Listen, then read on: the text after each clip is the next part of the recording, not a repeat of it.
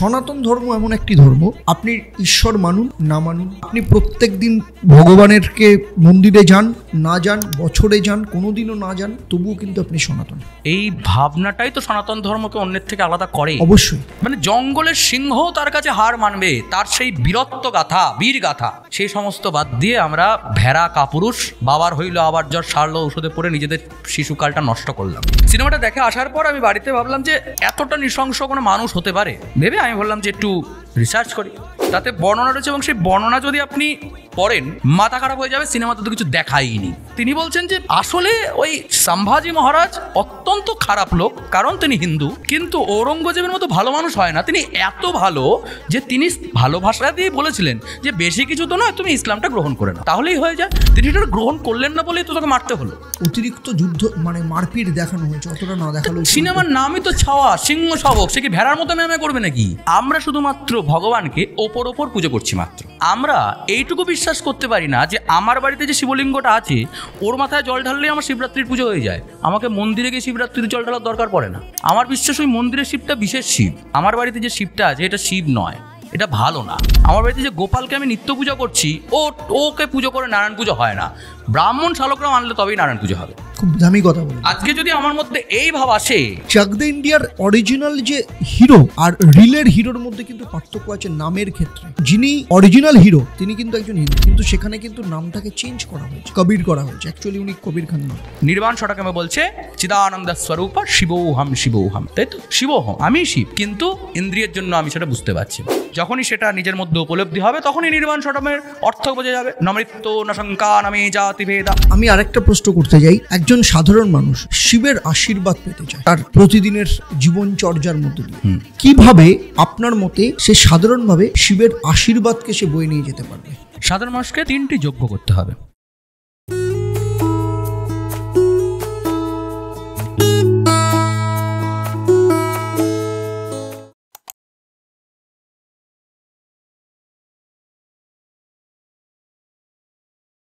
সনাতন ধর্ম আদি অনন্ত অবিনশ্বর, এটা শুধু একটা ধর্ম নয়, এটা ফিলোসফি। কেন আমি আপনি সনাতনী হিসেবে গর্ববোধ করব, তাই হলো আজকের পডকাস্ট শোয়ের মেন আলোচ্য বিষয়। নমস্কার, দ্য দেবদত্ত শোয়ের পডকাস্ট পর্বে আপনাদের সবাইকে স্বাগত জানাই। আজ আমাদের সাথে উপস্থিত রয়েছেন বিশিষ্ট পুরোহিত এবং সনাতন ধর্মের অন্যতম প্রচারক শ্রী শিবপ্রসাদ মুখোপাধ্যায়। চলুন তার কাছ থেকে জেনে নেব যে সনাতন ধর্মের মাহাত্ম্য কোথায় এবং সনাতনী হিসেবে আমার আপনার ওপর কি ধরনের আগামী দিনে আক্রমণ আসতে চলেছে। কারণ একটা কথা মনে রাখবেন, ইতিহাস থেকে আমাদের শিক্ষা গ্রহণ করা উচিত। অনেক ধন্যবাদ আপনাকে আমাদের চ্যানেলে আসার জন্য। নমস্কার। আজকে আমি আপনার কাছ থেকে জানতে চাইবো যেটা সব থেকে বেশি আমার মনে হয় যে আমার জানার খুব ইচ্ছে। আগে যেমন বিভিন্ন সিনেমা আমরা দেখতাম যে ভিলেন টিকা পড়ে রয়েছে, গলার মধ্যে রুদ্রাক্ষের মালা রয়েছে এবং সে ভীষণ হিংস্র, তাকে সবসময় তাকে সেইভাবে কিন্তু দাগানো হতো বিভিন্ন সিনেমায়। আমরা সেটাকে এনজয় করতাম এবং ভাবতাম সত্যি এই ধরনের ক্যারেক্টার। যেমন ধরুন চাক দ্য ইন্ডিয়া, চাক দ্য ইন্ডিয়ার অরিজিনাল যে হিরো আর রিলের হিরোর মধ্যে কিন্তু পার্থক্য আছে নামের ক্ষেত্রে। আমি নামটা উল্লেখ করছি না, কারণ যিনি অরিজিনাল হিরো তিনি কিন্তু একজন হিন্দু, যার ওপর সিনেমাটা করা হয়েছে, কিন্তু সেখানে কিন্তু নামটাকে চেঞ্জ করা হয়েছে, কবির করা হয়েছে। অ্যাকচুয়ালি উনি কবির খান নন। এই যে বিভিন্ন রকমভাবে সনাতন ধর্মের যে অরিজিনালিটিটাকে যে রুখে দেওয়া, নষ্ট করার একটা প্রবণতা, এইটা দীর্ঘদিন ধরে আমাদের মননের মধ্যে কিন্তু ইনজেক্ট করা হচ্ছিল এবং সেটা কিন্তু ইচ্ছে করেই করা হচ্ছিল, কোনো রকমভাবে সেটা রয়েছে। আজকের দিনে দাঁড়িয়ে এই যে বিভিন্ন ধরনের সিনেমা হচ্ছে, কিন্তু সিনেমাগুলো কোথাও না কোথাও বাস্তব ধর্মী হচ্ছে, কিন্তু সেটাকে কিন্তু প্রোপাগান্ডা বলে কিন্তু ছড়ানো হচ্ছে। তার মধ্যে সবথেকে শেষতম উদাহরণ হচ্ছে ছাবা। আপনি কি ছাবা দেখেছেন? আমার সৌভাগ্য হয়েছে, রিসেন্টলি সিনেমায় গিয়েছিলাম। আমি এই রিলিজ করলো বোধহয় 14 তারিখে, আমি 15 তারিখে দেখতে গেছিলাম, আমি আর আমার স্ত্রী। সত্যি কথা বলতে মানে সিনেমাটা দেখার পর আমি বেশ কিছুক্ষণ সময় চেয়ার ছেড়ে উঠতে পারিনি। মানে আমি জাস্ট একটু বসেছিলাম যে এই মুহূর্তে সেই মুহূর্তে আমি যে উঠে দাঁড়াবো, বা এটা আমি মানে বলছি যে আমি লোককে শোনানোর জন্য বলছি তা নয়, সত্যি সত্যি আমি সেই সময় মানে আমি একদম ব্ল্যাঙ্ক হয়ে গেছিলাম। এবং মানে বেরিয়ে আমি যখন ওখান থেকে বেরোলাম, বেরিয়ে আমরা যখন বাড়ি এলাম, মা জিজ্ঞেস করলো কী খেয়েছিস? আমরা কিচ্ছু খাইনি, নিদেন পক্ষে দাঁড়িয়ে দুটো ফুচকাও খাইনি, কিছু খাওয়ার সেই মানসিক অবস্থাটাই ছিল না। আমি এটা সত্যিই বলছি, মানে এই বিদ্যাত হয়ে বলছি, সত্যি কিছু খাবো, যে খাওয়ার প্রবণতা মানে ইচ্ছাটাও তার নিজের মধ্যে ছিল না। যে কে ছিল মানে আমাদের যারা অগ্রজ, হ্যাঁ, মানে জঙ্গলের সিংহ তার কাছে হার মানবে, তার সেই বীরত্ব গাথা, বীর গাথা, সেই সমস্ত বাদ দিয়ে আমরা ভেড়া কাপুরুষ, ওই বাবার হইল আবার জ্বর সারলো ওষুধে পড়ে নিজেদের শিশুকালটা নষ্ট করলাম। বর্তমানেও হচ্ছে। এই বীরগাথা পড়িনি বলেই তো আমাদের মধ্যে আজকে বীরত্বের অভাব। সে কি মহাবীর! মানে ছাওয়া যদি আপনি, আমি জানি না আপনি দেখেছেন কিনা, আমার দেখার সৌভাগ্য হয়নি, আমি দেখবো, আশা করি নিশ্চয়ই আপনি দেখবেন। এবং যারা ভিউয়ার্স তাদেরও দেখা উচিত। শুধু এটা কেন, আরও বিভিন্ন যে হিস্টোরিক্যাল মুভিগুলো রয়েছে, কাশ্মীর ফাইলস বা অন্যান্য যেগুলো রয়েছে, যেটা ইতিহাস সেটা বাস্তব, এবং ইতিহাস থেকে শিক্ষা নিতে হয়, নিতে হবে। যে জাতি ইতিহাস থেকে শিক্ষা নেয় না, তার ইতিহাস হওয়াটা শুধুমাত্র সময়ের অপেক্ষা মাত্র। আজকের দিনে দাঁড়িয়ে এই যে আপনি যে উদাহরণগুলো দিলেন, বলিউডের যে প্রবণতা, এই প্রবণতা আজকে বাঙালির মধ্যে তার প্রভাব ফেলেছে স্লো পয়জনের মতো। আজকে যেটা আমরা ভিডিও শুরুতেই আলোচনা করলাম, যে সনাতনীরা সনাতন ধর্ম হিসেবে নিজেকে পরিচয় দিতে লজ্জা পাচ্ছে। তো এগুলো তো ধীরে ধীরে স্লো পয়জনের মতো তার মধ্যে ইনজেক্ট করা হয়েছে। কিন্তু একটা জিনিস মাথায় রাখতে হবে, সত্য সূর্যের মতো সর্বদা প্রকাশমান। তাকে কিছুদিন পর্যন্ত ওই আইস এজের সময় কিছু ধূমকেতু বাষ্প বা মেঘের দ্বারা তাকে আচ্ছাদন করতে পারে, কিন্তু সূর্য যখন প্রকাশ হবেই, সূর্য একদিন প্রকাশ হবেই। আর আস্তে আস্তে সূর্য প্রকাশ হচ্ছে, আমরা দেখতে পাচ্ছি। তার জন্য বিভিন্ন ধূমকেতুর অসুবিধা হবে, এটা বাস্তব। কারণ অনেক ক্ষেত্রে অনেক ওই জলজ রাত্রিজ প্রাণী যারা এইভাবে স্লো পয়জনের দ্বারা মানুষের ব্রেনগুলোকে খাওয়ার ব্যবস্থা করেছিল, তাদের অসুবিধা হবে, তারা এগুলোকে প্রোপাগান্ডা বলবে। কিন্তু আমার মতো বা আপনার মতো বা যারা সাধারণ আমরা হিন্দু, তারা আমরা এই মুভিগুলো দেখে শুধুমাত্র মুভি বললে হবে না। যেমন আমি ছাওয়া নিয়ে কিছু কথা বলতে চাই।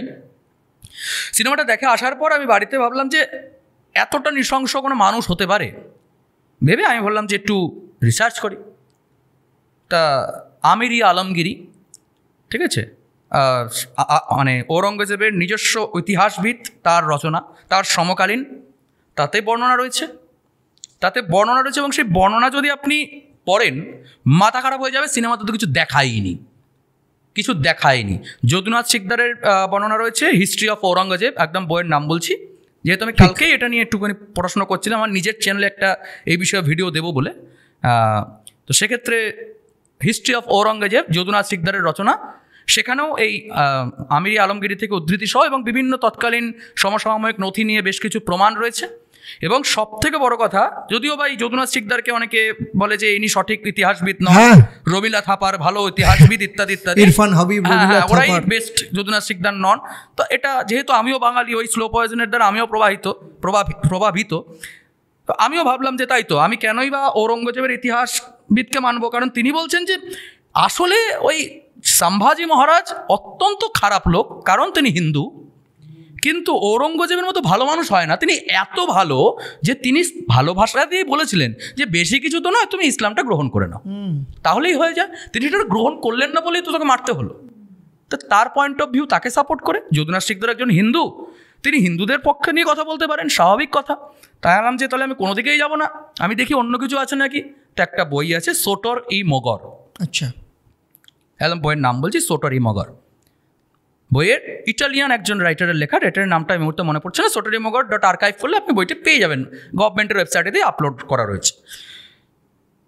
তো বইটিতে ইনি ইটালিয়ান একজন পর্যটক, যিনি সেই সময়ে এখানে ছিলেন, তার বর্ণনা এই যদুনাথ সিকদার আর এই আমির আলমগীরি দুজনকেই অতিক্রান্ত করে গেছে।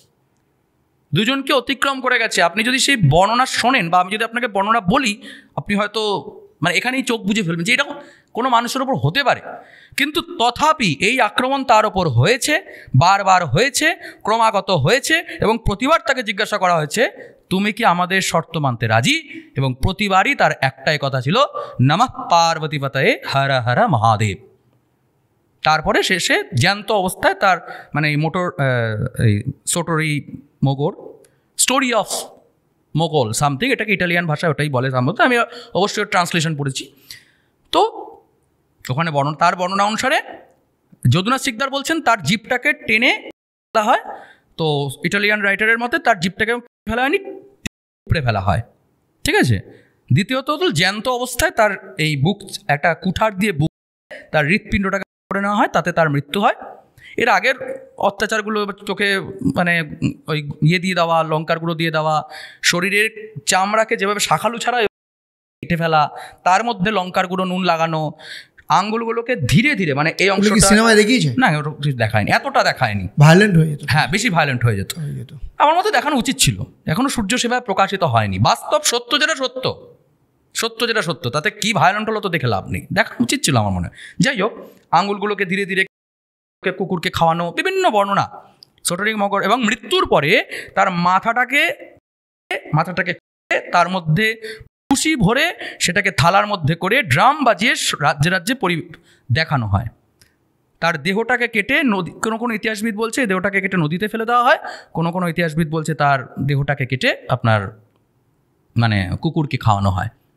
যাই হোক, আলটিমেটলি তার সংস্কার মানে দেহ সংস্কার, তার যে ধর্মীয় রীতিনীতি সেগুলো কিন্তু পালন করা হয়নি। তার কারণ কি সেটা সবাই বুঝতে পারে, বলতে ভয় পায়, এর বেশি আর কিছু না। কিন্তু আজকে সময় এসছে, সূর্য প্রকাশিত হচ্ছে, তাই জন্য ভয় পাওয়ার কোনো কারণ বলে আমার মনে হয়। ভাবুন, শম্ভুজি মহারাজ সম্পর্কে যারা ধরুন ক্লাস 10 অবধি যারা ইতিহাস পড়েছে, 1 লাইন কি 2 লাইনের ইতিহাস পড়েছে। শম্ভুজি মহারাজ সম্পর্কে 1 লাইনে পড়েছে বলেও আমার সন্দেহ আছে। শিবাজি সম্পর্কে কিছুটা পড়েছে, লাস্টে একটুখানি শম্ভুজি মহারাজ ওই যে হয়তো আমার ওই শিবাজিকে মাথার মধ্যে ফলের ঝুড়ির মধ্যে দিয়ে বার করে নিয়ে এসেছিলেন শম্ভুজি মহারাজ, ওইটুকু খালি, এর বাইরে কিছু নেই। কিন্তু যারা ইতিহাসের ছাত্র তারাও আমার খুব ডাউট আছে খুব বেশি পড়েছে বলে, এবং এগুলো কিন্তু ইচ্ছে করেই কিন্তু দাবিয়ে রাখা হয় একদম অন্যদের গ্লোরিফাই করার জন্য। দেখুন, যেটা সত্য সেটা সত্য বললে যদি কারোর আপত্তি হয়, তার জন্য আমাকে জোর করে মিথ্যা বলতে হবে, এটাকে আমি কোনোদিনই মানতে রাজি নই, কোনোদিনই মানতে রাজি নই। আজ আমি এটাও মনে করি না যে আজকে যদি অনেকে বলেন যে এগুলো প্রকাশিত হলে দাঙ্গা লাগবে, কেন লাগবে, কেন লাগার তো কোনো কারণ নেই। আজকে যদি যেমন আজকের দিনে অনেকে বলে ব্রাহ্মণের পূর্বপুরুষেরা শূদ্রদের অত্যাচার করেছিল, এর দ্বারা কি দাঙ্গা লেগে যাচ্ছে, ব্রাহ্মণ কি শূদ্রের উপর অ্যাটাক করছে? হ্যাঁ, কিছু ইতিহাসের নথি রয়েছে যেখানে পাওয়া যাচ্ছে যে ব্রাহ্মণের শূদ্রদের উপর মানে অত্যাচার করেছিল। তো ব্রাহ্মণ হিসাবে আমিও সেটা মানি, হ্যাঁ আমার পিতৃপুরুষের মধ্যে হয়তো কেউ করেছিল, হয়তো আমার বংশে করেনি, অন্য বংশে করেছিল, কিংবা হয়তো আমার বংশেও করেছে, তার দ্বারা আমি শিক্ষা নিয়ে আমি নিজেকে উন্নত করছি। আজকের দিনে আমি করবো না, যেটা আমি একটাকে বললাম, করবো না, কেন করব? আমি নিজেকে আপডেটেড করছি। তো তৎকালীন সময়ে মোগল রাজারা বা ঔরঙ্গজেব আক্রমণ করেছিল বলে আমি সমাজের সব মুসলমানদের খারাপ বলে দিচ্ছি, তা তো নয়, অবশ্যই তাই, তা তো নয়। আজকে আমি ঔরঙ্গজেব খারাপ বলে আমার পাশের বাড়ির মুসলমান বন্ধুটা খারাপ, এটা তো আমি বলছি না, আমার বক্তব্য তো এটা নয়। তাই আমার মুসলমান বন্ধুটিরও কোনো আপত্তি হওয়া উচিত নয়, আমারও কোনো আপত্তি হওয়া উচিত নয়। যেটা সত্য সেটা সত্য, সূর্যচন্দ্রের মতো সত্য। সেটা আজকেও যদি দাবানোর চেষ্টা করা হয়, পরবর্তীকাল জেনারেশন আরও যত আপগ্রেড হচ্ছে, চ্যাট জিপিটির যুগ আজকে, চ্যাট জিপিটি দিকে যদি টাইপ করো যে ঔরঙ্গজেব কী কী করেছিল তার নথিটা দাও, কোন বইয়ের কোন পৃষ্ঠায় পাবো, ও দিয়ে দেবে। সোটোরি মগরের নাম আমাকে চ্যাট জিপিটিই বলেছে। আচ্ছা, আমি কোথাকার কোন একেবারে ঐতিহাসবিদ যে একেবারে এরকম একটা বইয়ের নাম জেনে গেলাম, আমি চ্যাট জিপিটির দিকে টাইপ করেছিলাম যে কোন বইয়ের কোন আমাকে বলে দিয়েছিল অমুক বইয়ের তমুক পৃষ্ঠায়, আচ্ছা অমুক পৃষ্ঠায় তুমি এটা সম্পর্কে জেনে যাবে। আমি গেলাম ডট আর্কাইভে এবং লিঙ্কও দিয়ে দিয়েছিল, আর্কাইভ থেকে বইটি খুললো, পেজ নাম্বারটা অটোমেটিক ওখানে খুলে গেছিলো, চ্যাট জিপিটি খুলে দিয়েছিল, আমি শুধু একটু পড়ার কষ্টটুকু করলাম। তারপরেও কিছু ট্রান্সলেশন বুঝছিলাম না, চ্যাট জিপিটিকে বললাম একটু বুঝিয়ে দিতে, ও সুন্দর ভাষায় বুঝিয়ে দিল। তো চ্যাট জিপিটির যুগ আজকে, কদিন বাদে আরও এরকম চলে আসবে যে হয়তো আপনার ভাবার সঙ্গে সঙ্গে আপনার সামনে চলে আসবে। আর কত লুকাবে? যারা সেই দিন লুকিয়েছিল তাদের সম্মানটা আজকে কোথায়? মাটিতে মিশে গেছে। যারা ঔরঙ্গজেবকে হিরো বানাচ্ছিল, আজকে ঔরঙ্গজেবের সম্মান কোথায়? ধুলো মিশে গেছে বলবো না, কারণ আমার ভারতবর্ষের ধুলো এত পবিত্র, তার মধ্যে মিশে যাওয়ার ক্ষমতা ঔরঙ্গজেব নেই। ও কোথায় গেছে আমার বর্ণনার ভাষা। আজকেই কলকাতার একজন লিডিং একটা নিউজ পেপার, সেখানে ছাওয়ার নেগেটিভ রিভিউ দিয়েছে আজকে। দেখুন, আমরা শুধু তাই নয়, এবং বেশ কিছু ইউটিউবার অলরেডি মানে এই ধরনের সিনেমা হওয়ার পরই একটা কথা শুরু করে দেয়, সেটা হচ্ছে প্রোপাগান্ডা ফিল্ম। আমি কাশ্মীর ফাইলসেও দেখেছি, কেরালা স্টোরিতেও দেখেছি, ইভেন গোদ্রা অ্যাটাকেও দেখেছি, সব ক্ষেত্রে রিসেন্টলি এমার্জেন্সিতেও দেখেছি, সব ক্ষেত্রে একটাই শুরু করে প্রোপাগান্ডা ফিল্ম। আমার মনে হয় এখন থেকে যারা সিনেমা করবে তাদের ওই চ্যাট জিপিটির মতো লিঙ্কসগুলোকে প্রোভাইড করে দেওয়া উচিত। যেমন আমাকে একটু কষ্ট করে ছোট রিমোকর খুঁজতে হয়েছে, ওদের একদম বইয়ের পৃষ্ঠাটা আপলোড করে দেওয়া উচিত। ঠিক, এটা গুড সাজেশন। এবং আপনি এটা বললেন, খুব ভালো হলো। আমি আমার চ্যানেলে এই ছাওয়া নিয়ে একটা ভিডিও করবো ভাবছিলাম। আমি লিঙ্কগুলো সব ডিসক্রিপশনে দিয়ে দেবো, সব লিঙ্কস, ওই ছোট রিমোকরের পৃষ্ঠা নম্বরও দেবো। আমিও দেখবো, আমিও ভাবছি, আমি আপনার কথা ইন্সপায়ার্ড হলাম। চ্যাট জিপিটিতে আপনি সার্চ করবেন আমার ভিডিও শুনে প্রোগ্রামটা কে বললো, কি বললো, আমি বললো, হরিদাস পাল বললো, ভেবে লাভ। ঠিক ভাই যাও না চ্যাট জিপিটি, এটুকু তো জানো তুমি। চ্যাট জিপিটিতে কিন্তু বলো না যে আমাকে পৃষ্ঠাটা দাও, বইটা দাও, ঔরঙ্গজেবের সেই কোনো মন্দির ধ্বংস করেছিল কিনা, কে কোন ইতিহাস বলেছিল, অত জানার দরকার নেই। ঔরঙ্গজেবের নিজস্ব গভর্নমেন্টের নথিটা আমাকে দাও। ও তোমার সামনে ঔরঙ্গজেবের ছবির পৃষ্ঠাটা দিয়ে দেবে। ওটা ঔরঙ্গজেবের গভর্নমেন্টের দ্বারা সিলমোহর করা নথি, যে বিশ্বনাথ মন্দিরকে ধ্বংস করতে হবে, জিজিয়া কর লাগু করতে হবে, আমাদের সেনাবাহিনীতে যে সমস্ত হিন্দুরা রয়েছে তাদেরকে বাইরে বার করে দিতে হবে। আপনি ভেবে অবাক হবেন, ইতিহাসের ছাত্র যখন ইতিহাস পড়ানো হয় গ্র্যাজুয়েশনে বা মাস্টার ডিগ্রিতে, ঔরঙ্গজেবকে, বিশেষ করে গ্র্যাজুয়েশনে ঔরঙ্গজেবকে আলাদা করে গ্লোরিফাই করা হয়। আমি নিজেও 11-12 বলছে ঔরঙ্গজেব শুধু হিন্দু মন্দির ধ্বংস করেছেন, এটা ভুল কথা। প্রচুর উনি হিন্দু মন্দিরের জন্য উনি জমিদান করেছেন, আসামে প্রচুর জমিদান করেছেন, প্রচুর ব্রাহ্মণ পুরোহিতদের খাইয়েছেন, প্রচুর লোককে এই দিয়েছেন ওই দিয়েছেন। ঔরঙ্গজেবের মতো লোক হয় না।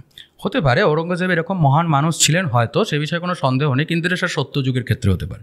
কলিযুগের ঔরঙ্গজেব সম্পর্কে আমি কালকে যেটুকু দেখলাম, তার বক্তব্য ছিল যে বেনারসে, মানে আমি ওই আমার ভিডিওতে এগুলো দেবো, সব লিঙ্কস দেবো, বেনারসে তাকে বেনারস থেকে তার একজন মানে সেই সেখানকার লিখছে যে এখানে যে সমস্ত মানে ওই তার ফলোয়ার্স নয়, যারা মানে অন্য ধর্মের, তারা ওখানে ওই ফুলস বুক, বোকা তাদের যে নিজস্ব বই, অর্থাৎ বেদ উপনিষদ, এগুলো তারা এখানে পড়াশুনো করে, প্রচুর ছাত্ররা আসে এখানে, তারা পড়াশুনো করে। ঔরঙ্গজেবের বক্তব্য হলো অতি সত্বর, আর্জেন্সি এই শব্দটা ইউজ করেছেন, অতি সত্বর যেন ওই সমস্ত শিক্ষা প্রতিষ্ঠানগুলোকে ধ্বংস করে দেওয়া হয়। জিজিয়া কর লাগু করা হয়েছিল শুধুমাত্র যারা নন মুসলিম, তারা তাদের ধর্ম পালনের জন্য আমাকে ট্যাক্স দেবে। তো যাই হোক, এগুলো তার মহানতার প্রকাশ হতে পারে, কিন্তু মানে আমরা তো অত্যন্ত নীচ প্রকৃতির মানুষ, আমাদের কাছে আসলে মহানতার ধরনটা একটু অন্যরকম। তো যারা উচ্চ, মানে ধরুন প্রচুর বুদ্ধির ওপর বসবাস করে যারা জীবিত থাকেন, তা আমরা তো অবুদ্ধির মানুষ, মূর্খ মানুষ। তা এইরকম যারা বুদ্ধিমান, তাদের বুদ্ধিটা নিশ্চয়ই সেরকম জায়গায় আছে যে এগুলোকে তাদের মহানতা বলে হয়তো মনে হয়, কিংবা হয়তো তারা একটুখানি কষ্ট করে এই গ্রন্থগুলো বা এই নথিগুলোকে পড়ার সময় করে উঠতে পারেন না হয়তো। আমি জানি না এরা কী করে এই সমস্ত বলে। এবং ছাওয়াকে তারা বাজে রেটিংস দিয়েছে আপনি বলছেন। দেখুন, সিনেমার আমি কোনো ক্রিটিসিজম করতে পারবো না, কারণ আমি অভিনয় অত বেশি বুঝি না। আজকে উনি ভালো অভিনয় করেছেন কি খারাপ অভিনয় করেছেন, ডাইরেকশন ঠিক কি ভুল, এত আমি জানি না। আমি ওখানে ইতিহাস দেখতে গেছি, আমি ইতিহাস দেখেছি, আমার ইতিহাস। আজকে যদি সে বাজে অভিনয় করো, ইতিহাসটা ওখানে লিখেছে অতিরিক্ত যুদ্ধ, মানে মারপিট দেখানো হয়েছে, অতটা না দেখালো। সিনেমার নামই তো ছাওয়া, সিংহ শাবক, সে কি ভেড়ার মতো ম্যামে করবে নাকি? হ্যাঁ, ছাগলের মতো ম্যামে করবে, তা মারপিটও তো দেখাবে। সিনেমার নামটাই তো বলে দিচ্ছে ছাওয়া, সিংহ শাবক। ছাওয়া শব্দের অর্থ তো সিংহ শাবক, যদি আমি ভুল না হয়। আমি যদিও বা মারাঠা জানি না, মানে যেটুকু আমি সিনেমা দেখে বুঝলাম বা বিভিন্ন সোশ্যাল সিয়েতে দেখলাম, তো সিনেমার নামই তো সিংহ শাবক। তো সে সিংহ গর্জন করবে না তো কি ছাগলের মতো ম্যামে করবে নাকি? জানি না, এগুলো কারা লেখে আমি জানি না, তারা অত্যন্ত পণ্ডিত ব্যক্তি, আমরা মূর্খই ভালো। এই যে আমরা সনাতন ধর্ম, আজকের দিনে দাঁড়িয়ে আমাদের এডুকেশনের মধ্য দিয়ে হোক, আমাদের আপব্রিঙ্গিংয়ের মধ্য দিয়ে কোথাও না কোথাও সনাতন ধর্মকে একটা ব্যাকফুটে রাখার একটা চেষ্টা করা হয়েছে। সনাতন ধর্ম মানেই হয়েছে মাইথোলজি, সনাতন ধর্ম মানেই হচ্ছে সেখানে বিভিন্ন রকমের গল্প গাথা দিয়ে তৈরি, এর আদৌ কোনো অস্তিত্ব নেই এবং সমস্তটাই অলিক কল্পনার মধ্য দিয়ে এসছে। সেই জন্য আমি হিন্দু বা আমি সনাতনী এইটা বলতেও অনেকের ক্ষেত্রে কিন্তু কোথাও না কোথাও লজ্জা বোধ হয়, প্রাউড ফিল করি না। আপনি এটাকে কিভাবে দেখেন? এটাকে আমি সম্পূর্ণরূপে অশিক্ষার একটা নিদর্শন রূপেই মনে করি। সনাতন ধর্ম হলো এমন একটা দর্শন যার মতো বাস্তববাদী কোনো ধর্ম বা রিলিজিয়ান এই সমগ্র সৃষ্টিতে নেই। এটা আমি বললাম আর আপনি মানবেন বা 10টা লোক মানবে, এটাও আমি এক্সপেক্ট করব না, কারণ মানলেও সেটা অবাস্তবই বা আমি সেটা এক্সপেক্টও করব না। দেখুন, সনাতন ধর্ম বলে যেটা, যে তুমি যাকে পুজো করছো, তুমি যার পূজা করবে, সে তোমার প্রত্যক্ষ। তাকে তুমি দেখোনি, শোনোনি, জানো না সে আকাশের ওপরে থাকে কি পাতালের নিচে থাকে, এরকম কোনো ভগবানের কথা সনাতন ধর্ম বলে না। কিন্তু সনাতন ধর্ম কি বলে, এই যে তোমার আশেপাশে যা দেখছো, এই প্রকৃতি, পরমা প্রকৃতি, প্রকৃতিস্তং হি সর্বস্য গুণত্রয় বিভাবনী, শ্রীচণ্ডীর বলছে, এই যে প্রকৃতি তুমি দেখছো, এই প্রকৃতিই তো ভগবান। এই জল, আকাশ, বাতাস, বায়ু, এগুলো না থাকলে তোমার বেঁচে থাকার ক্ষমতা নেই। এগুলো সমস্ত কিছুই ভগবানেরই স্বরূপ। আর সর্বোপরি সনাতন ধর্মের মানুষের বুকে হাত দিয়ে সেই গর্ববোধ করা উচিত যে আমার ধর্মের ভগবান আকাশের ওপরে লুকিয়ে থাকে না বা পাতালের নিচে লুকিয়ে থাকে না। আমার ধর্মের ভগবান কোথায় থাকে? সকালবেলা ঘুম থেকে উঠে ওই যে সূর্যকে দেখি আমি, উনি প্রত্যক্ষ দেবতা সূর্যনারায়ণ। ওনার উপস্থিতি ব্যতীত এই সমস্ত সংসার চলবে না। কোনো ভগবান, ঈশ্বর, তাকে যে কোনো নামে ডাকুন না কেন, তার ক্ষমতা নেই যদি সূর্য আকাশে না ওঠে এই সৃষ্টিকে পরিচালনা করে। তাহলে প্রত্যক্ষ নারায়ণ, তিনি আমার প্রত্যক্ষ দেবতা। আমি প্রত্যেক দিন সকালবেলা ঘুম থেকে উঠে তাকে প্রণাম করছি, তিনি সূর্যনারায়ণ। একইভাবে যখন সূর্য অস্ত, মানে পৃথিবী প্রদক্ষিণ করছে, তখন আমরা চন্দ্রকে দেখতে পাচ্ছি। তো আমি সেই ধর্মের মানুষ, বা আমরা সেই ধর্মের মানুষ যার ভগবানকে আমরা নিত্য দেখছি, না দেখাটাই বড় কঠিন বিষয়। তাহলে সেই ধর্মের মানুষও যখন নিজেকে সনাতন হিন্দু বলতে লজ্জা পায়, তখন বুঝতে হবে যে কতটা অবনতি হলে মানুষের মধ্যে এই অবস্থা আসে। সেটা শুধুমাত্র কি আপনি শিক্ষা ব্যবস্থা বলছেন বা ইত্যাদি বলছেন, এটা শিক্ষা ব্যবস্থার দোষ? আমার মনে হয় না। এটা আমার মনে হয় না যে শুধুমাত্র শিক্ষা ব্যবস্থার দোষ বা বইতে আপনার কিছু বলা নেই তাই। তা আমিও তো সেই শিক্ষা ব্যবস্থাতেই বড় হয়েছি, আপনিও সেই শিক্ষা ব্যবস্থায় বড় হয়েছেন। আরও 10টা মানুষ যারা আজকে সনাতন ধর্ম নিয়ে নিজেকে সনাতনী বলতে গর্বিত হয়, তারাও তো এই শিক্ষা ব্যবস্থাতেই বড় হয়েছে। তাহলে তাদের আর অন্যদের মধ্যে পার্থক্যটা কি?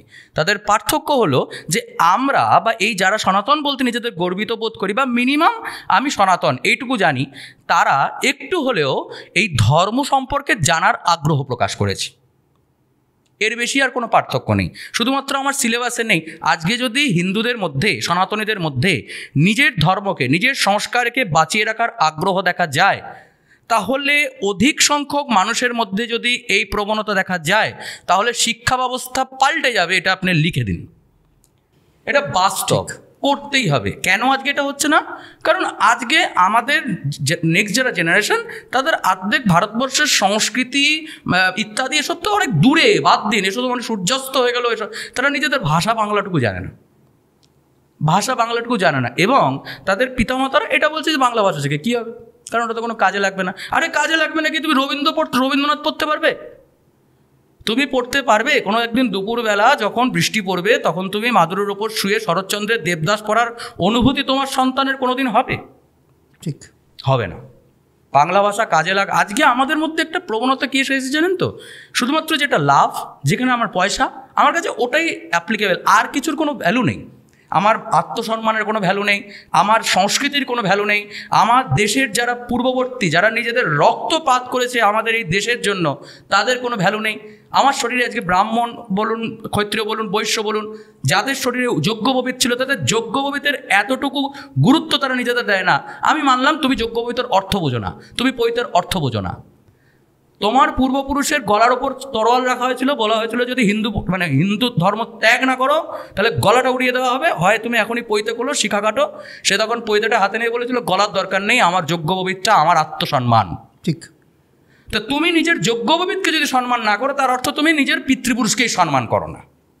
তা এমন একটা জেনারেশন যাদের মুখে তাদের পিতৃপুরুষেরা থুতু দেয় স্বর্গ থেকে, সেই জেনারেশনের অবনতি হবে। এটাকে শুধুমাত্র শিক্ষা ব্যবস্থা বা রাজধর্ম বা ক্ষত্রিয় বা বর্তমান রাজব্যবস্থা, পলিটিক্যালি এসব বলা অজুহাত মাত্র। আজকে যদি আমরা নিজেরা পরিবর্তিত হতে চাই, রাজধর্ম অটোমেটিক্যালি পরিবর্তিত হবে। সেক্ষেত্রে আমার এটা মনে হয় আর কি, আপনি আমার সাথে হয়তো একমত হতে পারবেন। ধরুন অন্যান্য ধর্মের যে উৎপত্তি ভাষা, সেই ভাষাগুলোকে কিন্তু তাদেরকে শেখানো হয়। একদম। আমাদের ক্ষেত্রে কিন্তু সংস্কৃত ভাষাকে শেখানোর কোনো প্রচলন নেই। এটাও কি একটা বড় কারণ?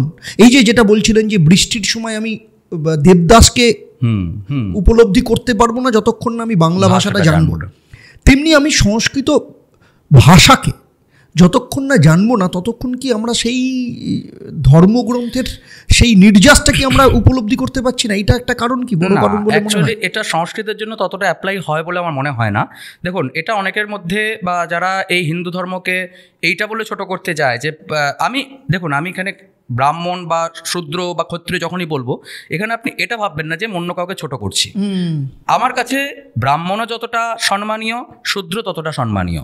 আজকে যখন কেউ বলে যে পূর্বকালে ব্রাহ্মণেরা সংস্কৃত পুঁথিগুলোকে আঁকড়ে ধরেছিল, কাউকে সংস্কৃত ভাষা শিক্ষার অধিকার দেয়নি, কোনো উপনিষদ বেদ আদি শাস্ত্র পড়ার অধিকার দেয়নি, মনুসংহিতায় লেখা রয়েছে যে সূত্র বেদ পড়বে তার কানে ইত্যাদি ঢেলে দেওয়া হবে, এগুলো যারা বলে এগুলো অজুহাত মাত্র। এটা আমার পার্সোনালি মনে হয়। দেখুন, আজকে যখন এই সম্পূর্ণ শাস্ত্রগুলো রচনা করা হচ্ছে, যখন বৈদিক কাল, তখন এই সমগ্র সংসারের প্রতিটি মানুষের চেতনার উন্মেষের জন্য যা যা করার প্রয়োজন সেটা তার অধিকার রয়েছে।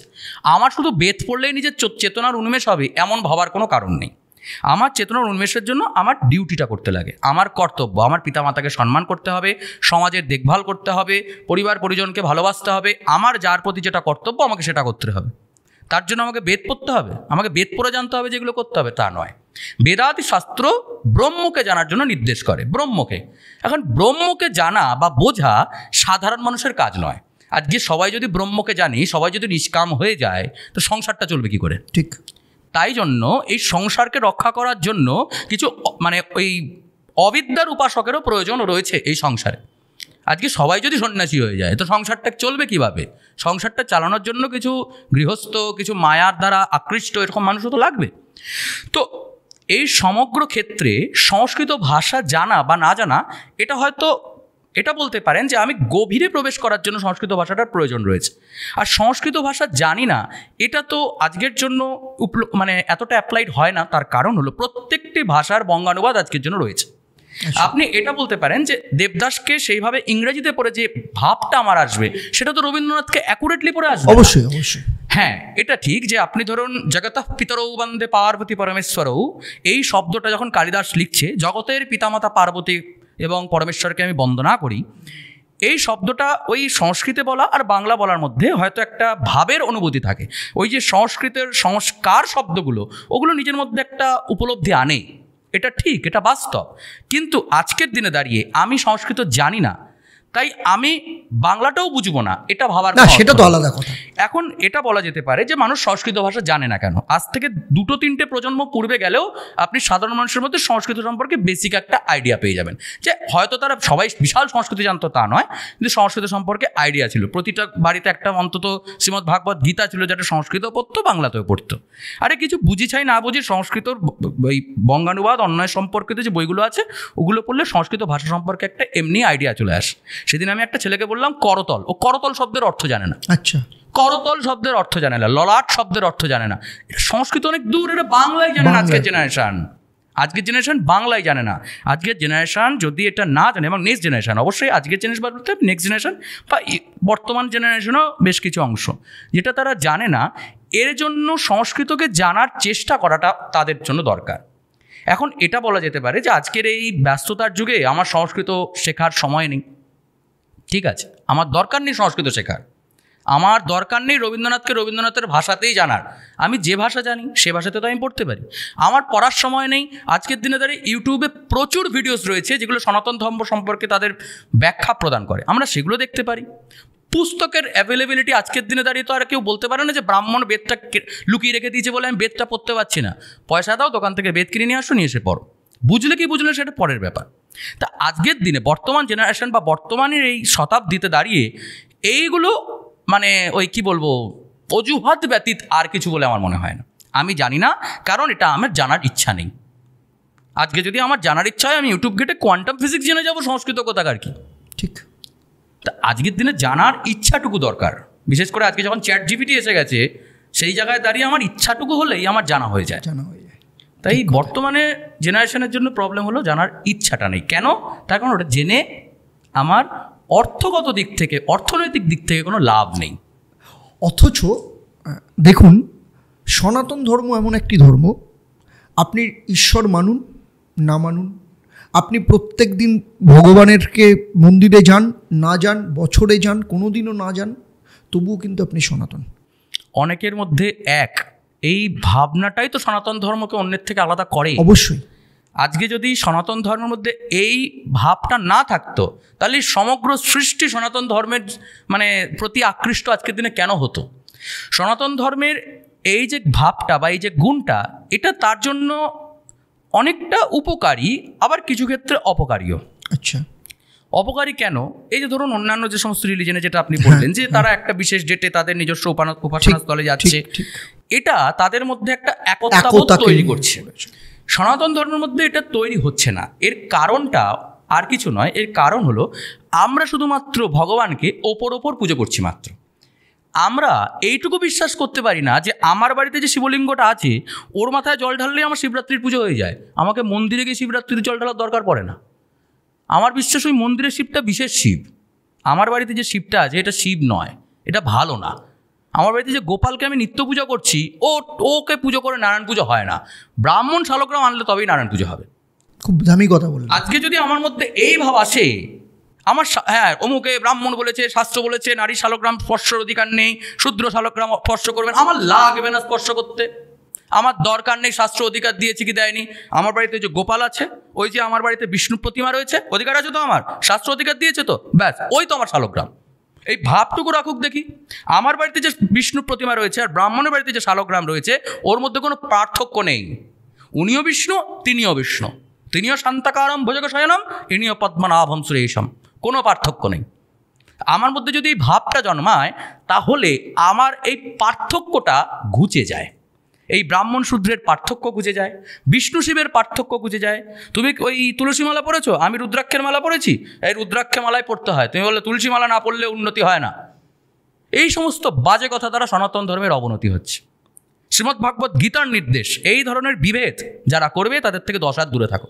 শ্রীমদ্ ভাগবত গীতা স্পষ্ট উদ্ধৃতি দিয়েছে, ঠিক আছে?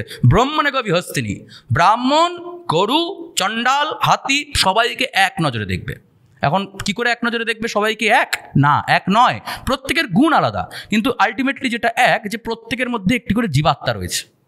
ঠিক তেমনইভাবে আমার বিষ্ণু প্রতিমা আর শালগ্রাম, ওই শালগ্রাম শিলা, দুয়ের মধ্যে পার্থক্য আছে, দেখতে পার্থক্যটি শিলা, এটি পিতল, তথাপি ইনিও বিষ্ণু উনিও বিষ্ণু, কোনো পার্থক্য নেই। এই ভাব যতদিন পর্যন্ত সনাতন ধর্মের মানুষের মধ্যে না আসছে, ততদিন পর্যন্ত ওই অনেকের এক গুণ থেকেও তারা অনেকই থেকে যাবে। যে এখানে একটা প্রশ্ন, ব্রাহ্মণ, ক্ষত্রিয়, বৈশ্য, শূদ্র, এই যে ভাগ যদি আমরা সনাতন ধর্মে দেখি, যেটা শুনেছি সেটা হচ্ছে বা পড়েছি সেটা হচ্ছে কর্মের ভিত্তিতে করা, কিন্তু পরবর্তী ক্ষেত্রে সেটাকে সনাতন ধর্মকে অপব্যাখ্যা করার জন্য সেটাকে জন্মের ভিত্তিতে করা হয়েছে। এটা কি ঠিক? দেখুন, শাস্ত্র এই দুটোকেই সাপোর্ট করে। শাস্ত্রে প্রচুর জায়গায় রয়েছে যে ব্রাহ্মণ, শূদ্র ইত্যাদি জন্মগত। আবার শ্রীমদ্ ভাগবত গীতায় গুণকর্ম বিভাগ আছে, ঠিক আছে? দেখুন, দুটোই ঠিক, এই দুটোই ঠিক। কিভাবে দুটো ঠিক হয়? আজকে ধরা যাক যে আজকের আজকের সময়কালীন নিয়ে আপনাকে ভাবলে চলবে না। আপনি আজ থেকে 500 বছর বা 1000 বছর পিছনে চলে যান। একজন ব্রাহ্মণ, তিনি কি করেন? তিনি প্রত্যহ ভোরবেলা ওঠেন, ত্রিসন্ধ্যা করেন, যজমানি করেন, তিনি দান গ্রহণ করেন, আবার দান করেন, অধ্যয়ন করেন বেদাদি শাস্ত্র, আবার ছাত্রদের সেটা অধ্যাপনা করেন, শেখানো। ব্রাহ্মণের কর্তব্য যজন যজন, অধ্যয়ন অধ্যাপনা, দান প্রতিগ্রহ, গীতায় ভগবান বলছে, বা অন্যান্য শাস্ত্র এটাকেই সাপোর্ট করছে। তার ঘরে যখন একটি সন্তান জন্মালো, তিনি তো কোনো কর্ম করেননি এখনো পর্যন্ত, এমনকি তার গুণগুলো ভালো কি খারাপ সেটা তো এখনো নির্দেশ করা যাচ্ছে না। তাহলে যখন সে জন্মগ্রহণ করলো, তার যখন অন্নপ্রাশন হবে, বিদ্যারম্ভ হবে, তাহলে তো তার কোনো বর্ণ এখনো নির্দেশ করা যাচ্ছে না। তিনি কি?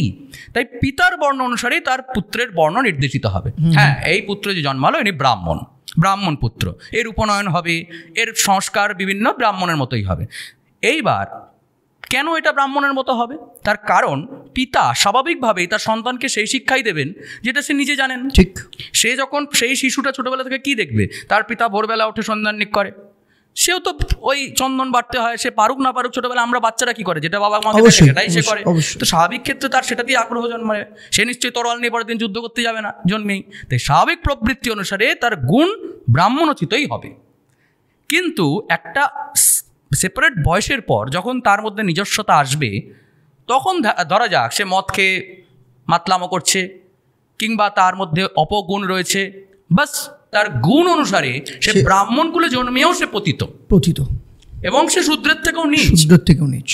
শাস্ত্রের নির্দেশ, এটা আমার কথা নয়। এবার ধরা যাক সে ব্রাহ্মণের কুলে জন্মেছে, তার আগ্রহ জন্মালো যে আমার এই বেদাদি শাস্ত্র তো স্বাভাবিক প্রবৃত্তি, তাকে যখন ছোটবেলা থেকে বেদাদি সে শিখেছে, কিন্তু শেখার সাথে সাথেও তার ক্ষত্রিয়ের মতো যুদ্ধ চালানোর আগ্রহ জন্মালো। তাহলে তিনি পরশুরাম হতে অসুবিধা কোথায়? তার তো কোনো অসুবিধা নেই না। তাহলে গুণ এবং কর্ম তার পরবর্তী ক্ষেত্রে তার উপর অ্যাপ্লাইড হয়। জন্মগত ক্ষেত্রে তিনি সেটাই হন যেটা তার পিতা মাতার বর্ণ, এটা স্বাভাবিক প্রবৃত্তি। বর্ণ মানে কি? বর্ণ মানে হলো তোমার বর্তমান অবস্থা। সোজা কথা, বর্তমানে তুমি ব্রাহ্মণের ঘরে জন্মগ্রহণ করেছো, তুমি মানে তোমার দেহটা জন্মগ্রহণ করেছে, দেহের অন্তর্গত তোমার শরীরে একটি আত্মা রয়েছে। এবার আত্মা তো কোনো কিছু দ্বারা প্রভাবিত নয়, আত্মা তো কোনো কিছুর দ্বারা প্রভাবিত হয়, শুধু নির্লিপ্ত, নির্বিকার, নিরাকার। তাই তোমার দেহ যে শরীরে জন্মগ্রহণ করেছে, তোমার দেহের প্রবৃত্তি অনুসারে তোমাকে একটা বর্ণ দেওয়া হলো, তুমি ব্রাহ্মণ কি তুমি ক্ষত্রিয় কি বৈশ্য। বৈশ্যের ঘরে যে পুত্র জন্মগ্রহণ করলো, সে দেখছে তার পিতা চাষাবাদ করছে, সে জানবে কোথায় কোন সার দিতে হয়, কোন কীটনাশক দিতে হয়, এগুলো সে জানবে। সে নিশ্চয়ই ব্রহ্মতত্ত্ব বা মধুসূক্তম বসে পাঠ করবে না, স্বাভাবিক বিষয়, কারণ তার পিতা আমার সেটা করে না, সে ছোটোবেলা থেকে সেটাই শেখে। ক্ষত্রিয়ের ঘরের পুত্র সে কি শিখবে? সে শিখবে যে কীভাবে যুদ্ধ চালনা করতে হয়, তার পিতা কীভাবে ব্যূহ রচনা করছেন। হ্যাঁ, অভিমন্যু তো গর্ভ থেকেই শিখে গেছিল যে কীভাবে চক্রব্যূহতে ঢুকতে হয়, বেরোনো শেখেনি, সেটা পরের ব্যাপার। তাহলে এগুলো কি জন্ম থেকেই তো সেগুলো শিখছে, গর্ভ থেকেই শেখা শুরু হয়ে যাচ্ছে তার মধ্যে। শূদ্র মানে কি? শূদ্র মানে হলো জনগণ, সোজা কথা, যারা এই 3 বর্ণের সেবা করে। শাস্ত্র বলেছে সেবা করে, এটা অনেকের গায়ে লেগে যায়, অনেকে ভাবে বোধহয় সেবা মানে পা টেপে বোধহয়। সেবা মানে হলো 3 বর্ণের আন্ডারে চাকরি করে, সোজা কথা। এবার শূদ্রকে কেন নিচু বলা হচ্ছে এটা বুঝতে হবে। শূদ্রকে নিচু সেই দিন বলা হয়েছে না, আজকের দিনেও শূদ্র নিচু। আজকে বলুন, আজকে যে অফিসের বস, সে বলল এই যে তোমার দেওয়ালটা, এই দেওয়ালটা তুমি নীল রং করে দাও। তার যে কর্মচারী, তার মনে হলো নীল না, এটা যদি লাল করা হয় বেটার হয়। সে বসকে গিয়ে বললো যে বস, এটা যদি লাল রং করা হতো আমার মনে হচ্ছে বেশি ভালো হয়। বস বললো আমি তোমায় যেটা বলেছি তুমি সেটা করো। তার নিজস্ব যে চিন্তাভাবনা, তার নিজস্ব সে সৃজনী শক্তি, কোনো কিছুর কোনো ভ্যালু নেই। বস যেটা বলবে সে সেটা করতে বাধ্য, মানে বস অলওয়েজ রাইট, বস অলওয়েজ রাইট, সে সেটা করতে বাধ্য। তাই জন্য আজকের দিনে আপনি দেখুন না, তারা কি কেউ সুখে রয়েছে? যারা 9টা-5টা ডিউটি করছে, এরাই শূদ্র। আমি কাউকে ছোট করছি না, এটা বাস্তব। এই জন্য যেহেতু তাদের নিজস্ব সাইকোলজিক্যাল, এবার আপনি আজকের প্রেক্ষিতে দাঁড়িয়ে বলতে পারেন কেন যারা এখন মাল্টিমিডিয়ায় চাকরি করছে বসের আন্ডারে, তারা কি নিজস্ব সৃজনী শক্তিতে একটা কিছু তৈরি করছে না? এগুলো অযৌক্তিক তর্ক। তখন নিশ্চয়ই মাল্টিমিডিয়া ছিল না, তৎকালীন অবস্থা ক্ষেত্রে বুঝতে হবে। আমি আজকের লোকের বোঝার জন্য একটা সহজ উদাহরণ দিচ্ছি মাত্র। দেখুন, ব্রাহ্মণ, ক্ষত্রিয়, বৈশ্য এই 3 বর্ণের যজ্ঞোপবীত রয়েছে। এই যজ্ঞোপবীত তাদের চেতনার উন্মেষকে বোঝায়। চেতনা মনের কারণ এই 3 বর্ণ কিন্তু নিজের মালিক নিজে। ঠিক। ব্রাহ্মণ যজন অধ্যয়ন অধ্যমান আদান প্রতিগ্রহ করবে। আমার আজকে বেদ পড়তে ইচ্ছা হয়েছে, কালকে আমি উপনিষদ পড়বো, আমার ইচ্ছা হবে। বস পড়বে, তারপরে আমি পড়বো না। ঠিক। ক্ষত্রিয় বলবে আমার আজকে এই জায়গায় আক্রমণ করতে ইচ্ছা হয়েছে, কালকে ওই জায়গায় আক্রমণ করতে। কে বললো? আমি বড়জন মন্ত্রীর কাছ থেকে পরামর্শ নিতে পারি, কিন্তু কি করবো সেটা আমি রাজা। ঠিক। বৈশ্য বললো আমার এখানে ধান চাষ ইচ্ছা হয়েছে, ওখানে গম চাষের ইচ্ছা হয়েছে, তুমি বলবে আমি বেগুন চাষ করবো, তা নয়, আমার যেটা ইচ্ছা আমি সেটাই করবো। ঠিক। কিন্তু তার আন্ডারে যারা চাকরি করে, সে বললো মাটিটা একটু উর্বরের জন্য এখানে মনে হচ্ছে টমেটো চাষ করলে ভালো হয়। বললো সব ভেবে তোমার লাভ নেই, তোমায় বেগুন বলেছি বেগুন করো। তোমায় বলেছি তরল বানাতে, তরল ধার দিতে, তোমার বর্ষা বানানোর কাজ নেই। তোমায় বলেছি ওই বেদ অধ্যয়নের জন্য ওই স্কুলটা বানাতে হবে, তুমি গিয়ে স্কুলটা বানিয়ে দাও। এইখানে ক্লাস হবে, ওখানে বাথরুম হবে, তুমি এটা বানাও, তুমি ওটাই বানাবে। এই জন্য শূদ্র। কিন্তু শূদ্র নিচু নয়। এই শাস্ত্রে, এই সনাতন ধর্মের মধ্যে বিভেদ প্রসঙ্গ আসছে। এই বর্ণ তো অত্যন্ত বর্তমান দিনে দাঁড়িয়ে বিভেদ, এটা মানে কি বলবো, না জানার ফল।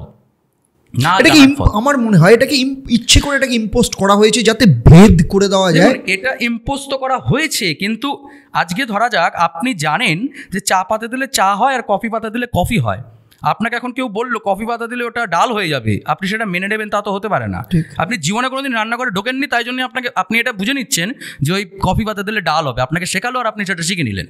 এর কারণ হলো আপনি কোনোদিন বইপত্র খুলেই দেখেননি, কোনোদিন এগুলো শোনেননি, আপনার বই পড়া প্রথমত ইচ্ছাও নেই, দ্বিতীয়ত হলো যখন যারা আলোচনা করে তাদের সেগুলো শুনতে ইচ্ছা হয় না আপনার।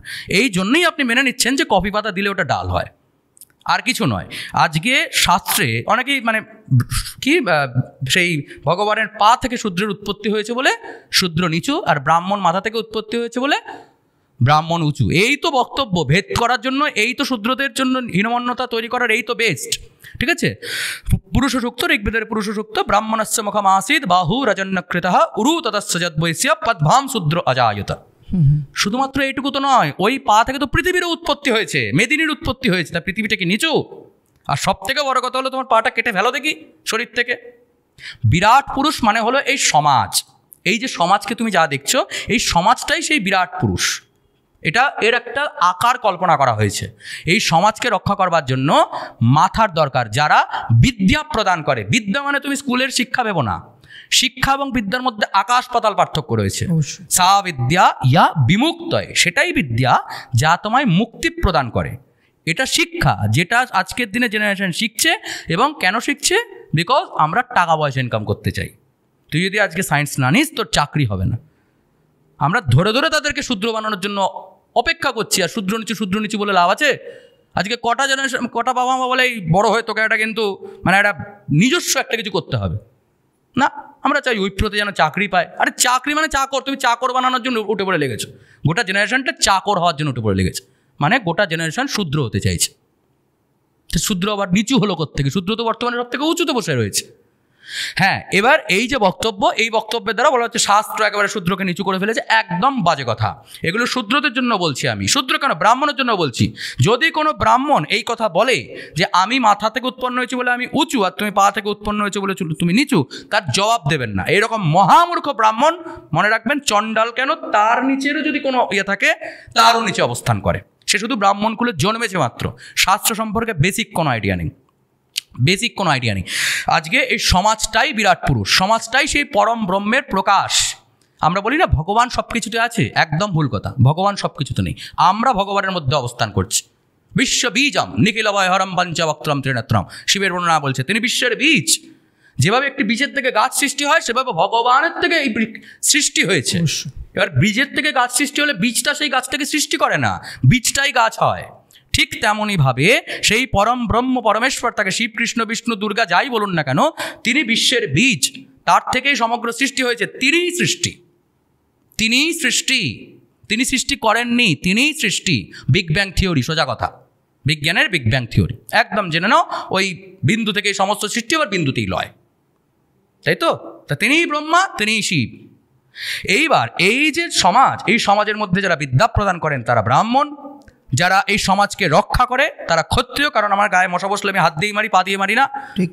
তাই জন্য আমার শরীরকে রক্ষা করার জন্য হাতের দরকার রয়েছে। বুদ্ধি এখানে বিদ্যা থাকে, আমার চেতনা উন্মেষের জন্য এখানে ব্রাহ্মণ। এই হলো ক্ষত্রিয়, এই হলো উরু বৈশ্য। সমাজ যে এগিয়ে যাবে তার জন্য খাদ্য ব্যবস্থা, তার টাকা পয়সা, এই শরীরের শক্তি এই উরুর ওপর দাঁড়িয়ে রয়েছে, তাই উরু থেকে বৈশ্য। এবং এই তিনজন ব্রাহ্মণ ক্ষত্রিয় বৈশ্য যে এগোবে, সমাজ যে এগোবে, এদের নিজেদের ক্ষমতা নেই এগোনোর। এই শূদ্র যদি না থাকে, ব্রাহ্মণ ক্ষত্রিয় বৈশ্যের ক্ষমতা নিয়ে এগিয়ে যাবে। তাই তিনজনের শক্তি হলো শূদ্র। তাই শূদ্র কোনোদিনই নিচু নয়, কোনো ক্ষেত্রেই নিচু নয়। যদি কেউ নিচু বলে, তার মতো নিচু কেউ নেই, এটা আপনি জানবেন। তাই এগুলো ভেদ নয়, এগুলো একত্বকে নির্দেশ করে। একত্ব। আজকে যখন আপনার 5টা আঙ্গুলের পরিমাপ করা হয়, 5টা 5 রকম, তার মানে কি আপনার 5টা আঙ্গুল 5টা? আরে মুষ্টিটা তো একটাই হয়। তা আপনার শরীরটা তো একটাই, সে পা হোক আর পায়ের নখ হোক আর পায়ে ময়লা হোক, পাটা তো পাই, শরীরটা তো আপনার শরীরই। তাহলে সেই বিরাট পুরুষ, সেই ভগবান, সে মাথাতেও রয়েছে, পায়েও রয়েছে, আত্মা তো ওই পুরোটার মধ্যেই বিদ্যমান নাকি? তা আবার ভেদ আসে কোত্থেকে?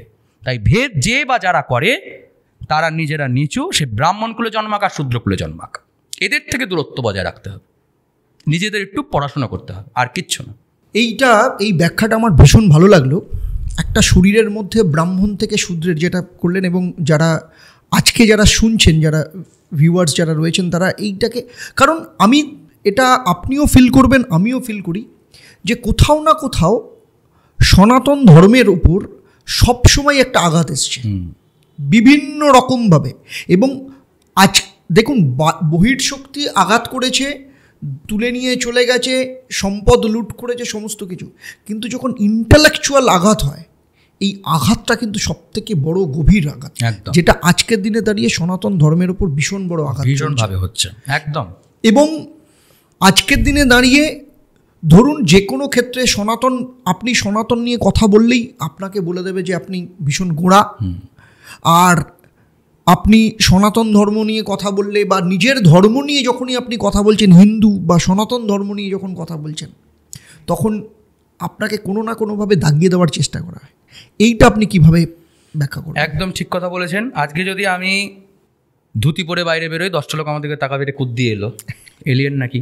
তারপরে যদি গলায় একটা মালা থাকে কিংবা কপালে তিলক থাকে, তাহলে তো মানে বিষয় ব্যাপার না, পুরোহিত হয়ে গেছিস নাকি। তো আজকের দিনে আমি নিজে একজন পৌরোহিত্য করি, পেশায় পৌরোহিত্য করি। তো আমি ছোটোবেলা থেকে এগুলো এক্সপিরিয়েন্স করে এসেছি, আমি অনেক দেখেছি এগুলো দেখতে দেখতে আমার অভ্যাস হয়ে গেছে। কিন্তু একটা জিনিস জানবেন, ওই সমুদ্র মন্থনের যে অমৃতটা উঠেছিল না, সে সবার লাস্টে উঠেছিল। ঠিক, সবার আগে উঠেছিল হলো হলাহল বিষ। আপনি যখন ওই সমাজরূপ সমুদ্র, যার মধ্যে ভালোও রয়েছে খারাপও রয়েছে, তার মধ্যে একটা ওই অঙ্গার রূপে মানে 10 জন বা 20 জন বা 1 লক্ষ জনের মধ্যে আলাদা হবেন এবং একটা মন্থন সৃষ্টি করে দেবেন, তখন প্রথমেই হলাহল বিষ উঠে আপনাকে দমন করার চেষ্টা করবে। তাই জন্য সবার আগে শিব হয়ে সেই হলাহলকে গ্রহণ করতে হবে। হ্যাঁ, তুমি আমাকে বলেছো আমি backdated. I am proud to be a backdated. আমার কিছু আসে যায় না। হ্যাঁ, আমি তখনও এটাও বলবো না ধর্মীয় গোড়ামি, কোনো দিন না। আমি কোনো জিনিস না বুঝে না শুনে কোনো কিছু করবো, ধুতি বাঞ্জে, এইসবকে আমি বিশ্বাস করি না। আমি এগুলোকে কোনো দিন কোনো রিলিজিয়ানের ক্ষেত্রে আমি এক্সপেক্ট করবো না, হিন্দু ধর্মের ক্ষেত্রে অ্যাকসেপ্ট করবো না। তবে প্রত্যেকটা বিষয়ের বোঝো, জানার জন্য যারা জানে তাদের কাছে যাও। শ্রদ্ধাবান লবতে জ্ঞানাম। তুমি যদি শ্রদ্ধাবান হও, তোমার মধ্যে যদি জানার ইচ্ছা থাকে, তুমি জানতে পারবেই। স্বয়ং ব্রহ্মা বিষ্ণু মহেশের ক্ষমতা নেই তোমাকে আটকাবে। তোমার জানার ইচ্ছা যদি থাকে, তুমি জানবেই। জানার চেষ্টা করো, বোঝার চেষ্টা করো। কেউ যদি তোমাকে এগুলো বলে, তাহলে হলাহল বিষয়ের মতো গ্রহণ করো, শিবের মতো হও, নির্বিকার। কি আছে, বলেছে। তুমি যখন 10 জনের কাছে নাম করবে, তখন সেই 10 জনই বলবে, হ্যাঁ বলেছিলাম এর মধ্যে কিছু একটা রয়েছে। প্রথমে যখন শুরু করবে, তখন সবাই তোমায় গালাগালি দেবে, স্বাভাবিক বিষয়। আজকে যদি আপনি একটা নতুন ইউটিউব চ্যানেল শুরু করতে চান, 10 জন আপনাকে নিয়ে হাসাহাসি করবে। আপনি একদম, আমি নিজে যেহেতু ইউটিউব করি, আপনিও করেন, আপনারও নিশ্চয়ই বেসিক আইডিয়া থাকবে। আপনি নিজস্ব লোককে নিজের ভিডিও শেয়ার করবেন, বলবেন যে ভিডিওটা দেখতে, হ্যাঁ খুব ভালো হয়েছে, কিন্তু ভিডিওটা দেখবেন। আপনি জিজ্ঞেস করবেন ভিডিওটা কী আছে, কেউ দেখবে না। নিজের লোক কোনোদিন ভিডিও দেখবে না, স্বাভাবিক বিষয়, একদম বাস্তব। কিন্তু যখন এই ভিডিওগুলো পপুলার হবে, তখনই তারা আপনার ভিডিও চাইবে। এই আমাকে তো ভিডিওটা পাঠালি না। একদম বাস্তবকে উদাহরণ হিসেবে গ্রহণ করো। কিচ্ছু আসে যায় না তুমি ধুতি পরলে কি শার্ট প্যান্ট পরলে, তাতে কিচ্ছু আসে যায় না। তুমি সনাতন ধর্মে জন্মগ্রহণ করেছো, তুমি সেই ধর্মে জন্মগ্রহণ করেছো যেই ধর্মে ভগবান শ্রীকৃষ্ণ এবং শ্রীরামচন্দ্র জন্মগ্রহণ করেছিলেন। সেই ধর্ম যেখানে ভগবান নিজে জন্মগ্রহণ করেন, এটা সেই ধর্ম। তিনি একটা জায়গায় বসে যদি আমাকে না মানো, তাহলে তোমাকে জুতো বেটা করা হবে, মৃত্যুর পরে সব ফালতু বকে না। তিনি সংসারে আসেন, এসে প্রত্যক্ষ প্রমাণরূপে দেখান যে দেখো এইভাবে মানুষের মতো জীবনযাপন করতে হয়, দেখো কিভাবে পিতাকে সম্মান করতে হয়, দেখো মাতা যদি খারাপও হয় তাহলেও তাকে কতটা সম্মান করতে হয়। তিনি সীতারূপে এসে দেখান যে পতিকে কিভাবে সম্মান করতে হয়। আবার শ্রীরামচন্দ্র হিসেবে দেখান যে পত্নীকে কিভাবে সম্মান করতে হয়, একই সাথে জনগণকে কিভাবে ভালোবাসতে হয়, রামরাজ্য কাকে বলে, তিনি সেটা প্রত্যক্ষ প্রমাণ হিসেবে দেখান। হনুমান হয়ে দেখান যে কিভাবে ভক্ত হতে হয়। তিনি লক্ষণ হয়ে দেখান, ভরত হয়ে দেখান কিভাবে ভাই হতে হয়। একইভাবে তিনি ওই বিভীষণ হয়েও দেখান কিভাবে ধর্মের পথে থাকতে হয়, নিজের লোক যদি অধর্মের পথেও থাকে তার বিরুদ্ধাচরণ করতে হয়। তো ভগবান স্বয়ং প্রত্যক্ষ প্রমাণ হিসেবে আমাদের কাছে আসেন। আমাদের ভগবানের কাছে যেতে লাগে না। তুমি সেই ধর্মে জন্মগ্রহণ করেছো যেই ধর্মে পিতা মাতাই ভগবান। ভগবানকে দেখার জন্য তোমাকে কারো কাছে যেতে হবে না। তুমি যার পেটে জন্মগ্রহণ করেছো, যার দ্বারা জন্মগ্রহণ করেছো, তিনিই ভগবান। তা এমন একটা ধর্ম যেখানে ভগবান নেই, ভগবানকে কোনোদিন দেখেছিস কি না, এগুলো যারা বলে, তারা মহা মহা মহা ইন্টু দি পাওয়ার স্কোয়ার যা বসিয়ে দিন, তারপর একটা মূর্খ বসান। এটা হলো সেই ধর্ম যেখানে ভগবানকে না দেখাটাই মহামূর্খতা। তুমি নিজের পিতামাতাকে দেখোনি, তুমি নিজের ধরিত্রী মাকে দেখোনি, তুমি বাতাস দেখোনি, জল দেখোনি, আগুন দেখোনি, সূর্যনারায়ণকে দেখোনি, চন্দ্র দেখোনি? এই প্রকৃতি, পরমা প্রকৃতি তুমি দেখতে পাচ্ছ না? ওই প্রজাপতিটা উড়ে যাচ্ছে তুমি দেখতে পাচ্ছ না? এই তো ভগবান। বাতাস যখন তোমার মনটা শীতল করে দেয়, ওটা তো ভগবানই তোমাকে স্পর্শ করে। তুমি যখন জলটা পান করে নিজের প্রাণ রক্ষা করো, ভগবানই তো জল রূপে তোমার প্রাণ রক্ষা করে। তো সব তো ভগবানই। তাই নিজের প্রতি যদি আস্থা থাকে, নিজের প্রতি যদি ভরসা থাকে, সর্বোপরি নিজের আত্মগরিমা থাকে, বীর্যবান হওয়া যায়, ইন্দ্রিয় জয়ী হওয়া যায়, নির্বিকার হওয়া যায়, তাহলে ওরকম হলাহল বিষকে গ্রহণ করা সামান্য ব্যাপার মাত্র। শুধু শিবের মতো, শিবের মাথায় জল ঢাললে হবে না, শিব হতে হবে। এই শিব হওয়ার ক্ষেত্রে আমি বলছি, সনাতন ধর্মে, আদি ধর্মে ভগবান শিবের অবস্থানটা কি? ওই শিবের ধ্যানে একটা বলা হচ্ছে বিশ্ববীজম, যেটা আমি একটু আগে বললাম। এই সমগ্র যে সৃষ্টিকে আপনি দেখতে পাচ্ছেন, সে সমগ্র সৃষ্টির বীজ তিনি। রুদ্র অষ্টাধ্যায়ী বলে একটা যে শুক্ল যজুর্বেদের একটা অংশ রয়েছে, রুদ্রাষ্টাধ্যায়ী, যেটার মাধ্যমে রুদ্রাভিষেক হয়। আপনি রুদ্রাভিষেক শব্দটা শুনেছেন হয়তো। এই শ্রাবণে প্রচুর রুদ্রাভিষেক হয়, আমরা প্রচুর রুদ্রাভিষেক করাই, এবার নর্মালেও করাই। এই রুদ্রাভিষেকের মানে রুদ্রাষ্টাধ্যায়ীর পঞ্চম এবং অষ্টম অধ্যায়ে শিবের বর্ণনা করতে গিয়ে তার কি কি স্বরূপ সে সমস্ত কিছু বলা হয়েছে। আচ্ছা, এটা যদি আপনি পড়েন তো তিনি সব কিছু, তিনি তিলের মধ্যে রয়েছে, তিনি জবের মধ্যে রয়েছে, তিনি ধানের মধ্যে রয়েছে, বা বলা যায় তিনিই তিল, তিনিই জব, তিনিই ধান। এমনকি তস্করাণং পতয়ে নমো নমো, ওই যে ডাকাতটা সেটাও তিনি। আচ্ছা, তস্করাণং পতয়ে নমো, নমো হিরণ্যবাহবে সেনানাং পতয়ে। তো ডিটেলস, একদম সম্পূর্ণ ডিটেলস রয়েছে। এই সমগ্র সৃষ্টিটাই তিনি। তুমি যে রয়েছ, তুমি শিবের মধ্যেই রয়েছে। শুধুমাত্র শিব শব্দের অর্থটা বুঝতে হবে। শিব মানে হলো মঙ্গলময়। এই সমগ্র সৃষ্টি তোমার মঙ্গল করবার জন্যই বসে রয়েছে, কোনো স্বার্থ নিয়ে নয়। সূর্য যে তোমাকে আলো দেয়, তার কোনো স্বার্থ নেই। ওই গাছটা যে তোমার জন্য ফল বানায়, সে নিজে খায় না, পরোপকারের জন্যই ফলটা বানায়। তুমি যাতে ফলটাকে প্রাণ রক্ষা করো, প্রাণী জগৎ যাতে ফলটাকে প্রাণ রক্ষা করে, তাই জন্যই গাছটা ফল বানায়। গাছ নিজের ফল নিজে খায় না। নদীতে যে জল প্রবাহিত হয়, ওই জলটা নদীর নিজের কোনো কাজে লাগে না। নদী জলটা প্রবাহিত হয় যাতে তুমি জল পান করে প্রাণ রক্ষা করতে পারো। তাহলে সমগ্র সৃষ্টিই মঙ্গলময়, তোমার মঙ্গল চায়। শুধুমাত্র তুমি বলতে আমি বুঝতে পেরেছি। শুধুমাত্র এই আমরা নিজেরা যেটা করি সেটা নিজের জন্য করি। বাকি এই সমগ্র সৃষ্টির দিকে তাকিয়ে দেখো, কিচ্ছু না, শুধুমাত্র প্রাণী। এই প্রাণী বলতে মানুষ প্লাস বাঘসিংহকেও বোঝায়, ওই পশুগুলোও বোঝায়। পশুগুলোর কি কাজটা কি, সারা জীবনের কাজটা কি? জন্মগ্রহণ করলো, করে খাওয়ার গ্রহণ করে, ঘুমায়, আর নতুন প্রজন্মের জন্ম দেয়। মানুষ ওই তিনটেই করে, এর বেশি তো কিছু নয়। ওই পশুগুলো যখন খাওয়ার সংগ্রহ করে, সে নিজে খাওয়ার প্ল্যান করে, মানুষও তাই করে। ঠিক। তাহলে মানুষ আর একটা কুকুরের মধ্যে কি পার্থক্য? কিছুই নেই, কিছুই তো নেই। কুকুরটাও জন্মগ্রহণ করেছে, মানুষও জন্মগ্রহণ করেছে। ও ঘুমায়, তুমিও ঘুমাও। ও তোমার কাজ করে, যে কোনোভাবেই কাজ করে খাবার সংগ্রহ করে, তুমিও কাজ করে বা আমরাও কাজ করে খাবার সংগ্রহ করি। ও সন্তান জন্ম দেয়, তুমিও পরের জেনারেশন জন্ম দাও। তো ও মরে যায়, তুমিও মরে যাও। তাহলে পশু আর মানুষের মধ্যে কোনো পার্থক্য নেই। আছে কি পার্থক্য? চেতনার পার্থক্য। তুমি যদি ওই পরোপকারে না হতে পারো, পরের জন্য চিন্তা না করতে পারো, নিজের স্বার্থকে ত্যাগ না করতে পারো, তাহলে ওই কুকুরটার তোমার মধ্যে কোনো পার্থক্য নেই। তুমিও পশুই, আলটিমেটলি তুমিও পশুই। সনাতন ধর্ম সেই ধর্ম যা বলে পরোপকার পরমো ধর্ম। পরের জন্য বাঁচো, নিজের জন্য তো পশু আছে। পশু হয়েও না, নিজের পশুত্বকে ত্যাগ করো। এই পশুত্বই হলো অশিব, অমঙ্গলময়। দেখুন, অমঙ্গলময় বা অশিবের মধ্যেও শিবের অবস্থান রয়েছে। শুধু অটাকে একটু রবার দিয়ে মুছে দিতে হবে। তোমার মধ্যে যে অবিদ্যাগুলো রয়েছে, ইন্দ্রিয়গুলো রয়েছে, তোমার রসনা তৃপ্তির আকাঙ্ক্ষাগুলো রয়েছে, কামনা বাসনা রয়েছে, এগুলো তোমাকে ওই পশু বানাচ্ছে। শুধু নিজের ইন্দ্রিয়ের ওপর কন্ট্রোল, নিজের আত্মবোধের দ্বারা নিজের চেতনাকে জাগরণ, এর দ্বারা যখনই তুমি ওই নিজত্ব থেকে পরত্বের মধ্যে প্রকাশিত হবে, তখন তুমিই শিব হবে। যখন তোমার মধ্যে ওই গঙ্গাবাড়ি, শিবের মস্তকে যেমন গঙ্গাবাড়ি প্রবাহিত হয়, তেমন যখন তোমার মধ্যে সেই জ্ঞান গঙ্গা প্রবাহিত হবে, তখনই তোমার মধ্যে সেই মস্তকে সেই অর্ধচন্দ্রও প্রজ্বলিত হবে। জ্ঞানের প্রজ্বলন কি করে হবে? বিদ্যাবান, যারা বিদ্যাবান হয় তারা সর্বত্র পূজিত হয়। সদেশে পূজ্যতে রাজা বিদ্যান সর্বত্র পূজ্যতে। যেভাবে চন্দ্রের প্রকাশে সমগ্র সৃষ্টি আলোকিত হয়, তুমি যদি সেই জায়গায় যেতে পারো, তোমার মস্তকে সেই অর্ধচন্দ্র প্রকাশিত হবে শিবের মতো, এবং তোমার দ্বারা 10টা লোক আলোকিত হবে। তোমার মধ্যেই শিব রয়েছে, শুধু সেটা অশিব অবস্থায় রয়েছে। সেই অটাকে মুছলে তুমিও শিব হতে পারো। শিব আমাদের মধ্যেই বিদ্যমান, আমিও শিব, তুমিও শিব। নির্বাণ ষটকমে বলছে চিদানন্দ স্বরূপ শিবোহম শিবোহম, তাই তো? শিবোহম, আমি শিব, কিন্তু ইন্দ্রিয়ের জন্য আমি সেটা বুঝতে পারছি না।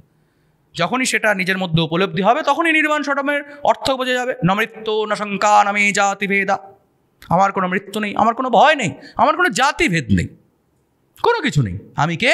আমি তো সেই শিব, সেই সচ্চিদানন্দ পরম ব্রহ্ম শিব আমার মধ্যেই রয়েছে। সেটা যখন জাগরিত হবে তখনই হবে। তাই শিব আমি, আমরাই, সমাজই শিব। তো সেক্ষেত্রে আমরা যে শিবের বিভিন্ন রূপকে ব্যাখ্যা করি, দেখি মহাকাল, সদাশিব, রুদ্র, এই যে রূপ, বিভিন্ন রূপে তিনি আমাদের কাছে প্রত্যক্ষ হয়েছেন। এই রূপের আদি স্বরূপটা কি? সবই আদি, কোনোকে পার্থক্য করলে চলবে না। আচ্ছা, যে পার্টিকুলারলি এটা আদি বাকিগুলো নয়, এরকম নয়। ধরা যাক উদাহরণ হিসাবে, যে এমন কোন অবস্থা আপনার, ধরুন আজকে আপনার এই যে আপনি এখন একটা কোট পরে রয়েছেন, জামা পরে রয়েছেন, এটা বেস্ট, নাকি আপনি নীল রঙের কোট পরলে সেটা বেস্ট, কি হলুদ রঙের কোট পরলে সেটা বেস্ট? কোনটা আপনার বেস্ট? আপনি বলতে পারেন এটা পরলে আমাকে বেশি সুন্দর লাগে, ওটা আমাকে অতটা সুন্দর লাগে না।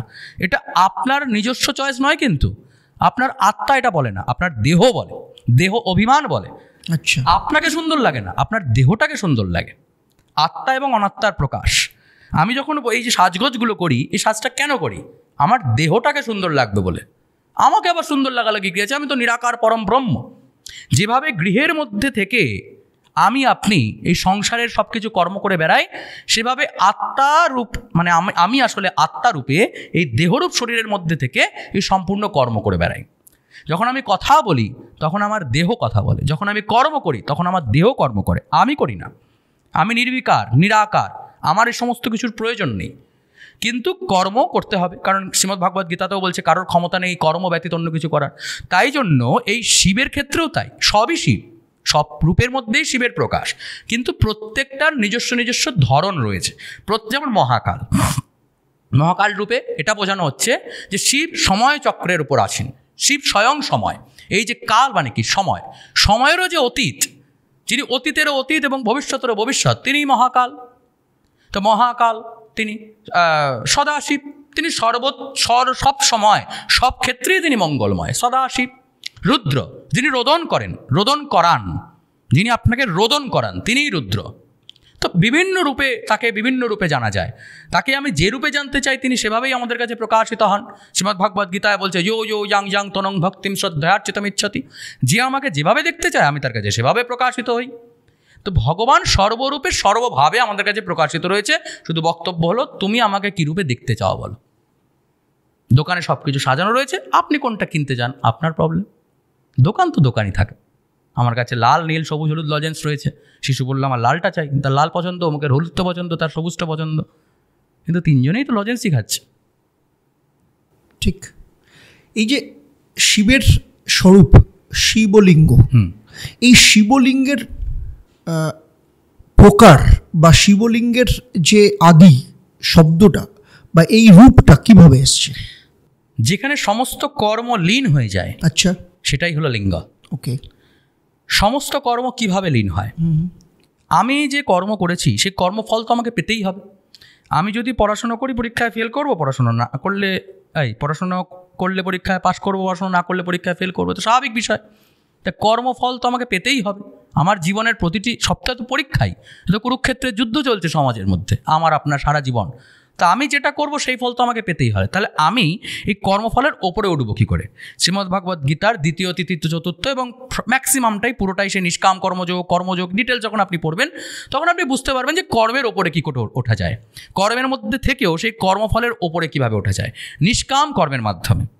এবার ভগবানকে যোগের দ্বারা পাওয়া যায়, ভগবানকে বিভিন্ন রূপে পাওয়া যায়, কিন্তু যোগের দ্বারাও পাওয়া যায়। ঠিক আছে, যেমন ভগবান শ্রীকৃষ্ণকেও যোগেশ্বর বলা হয়েছে বিভিন্ন ক্ষেত্রে।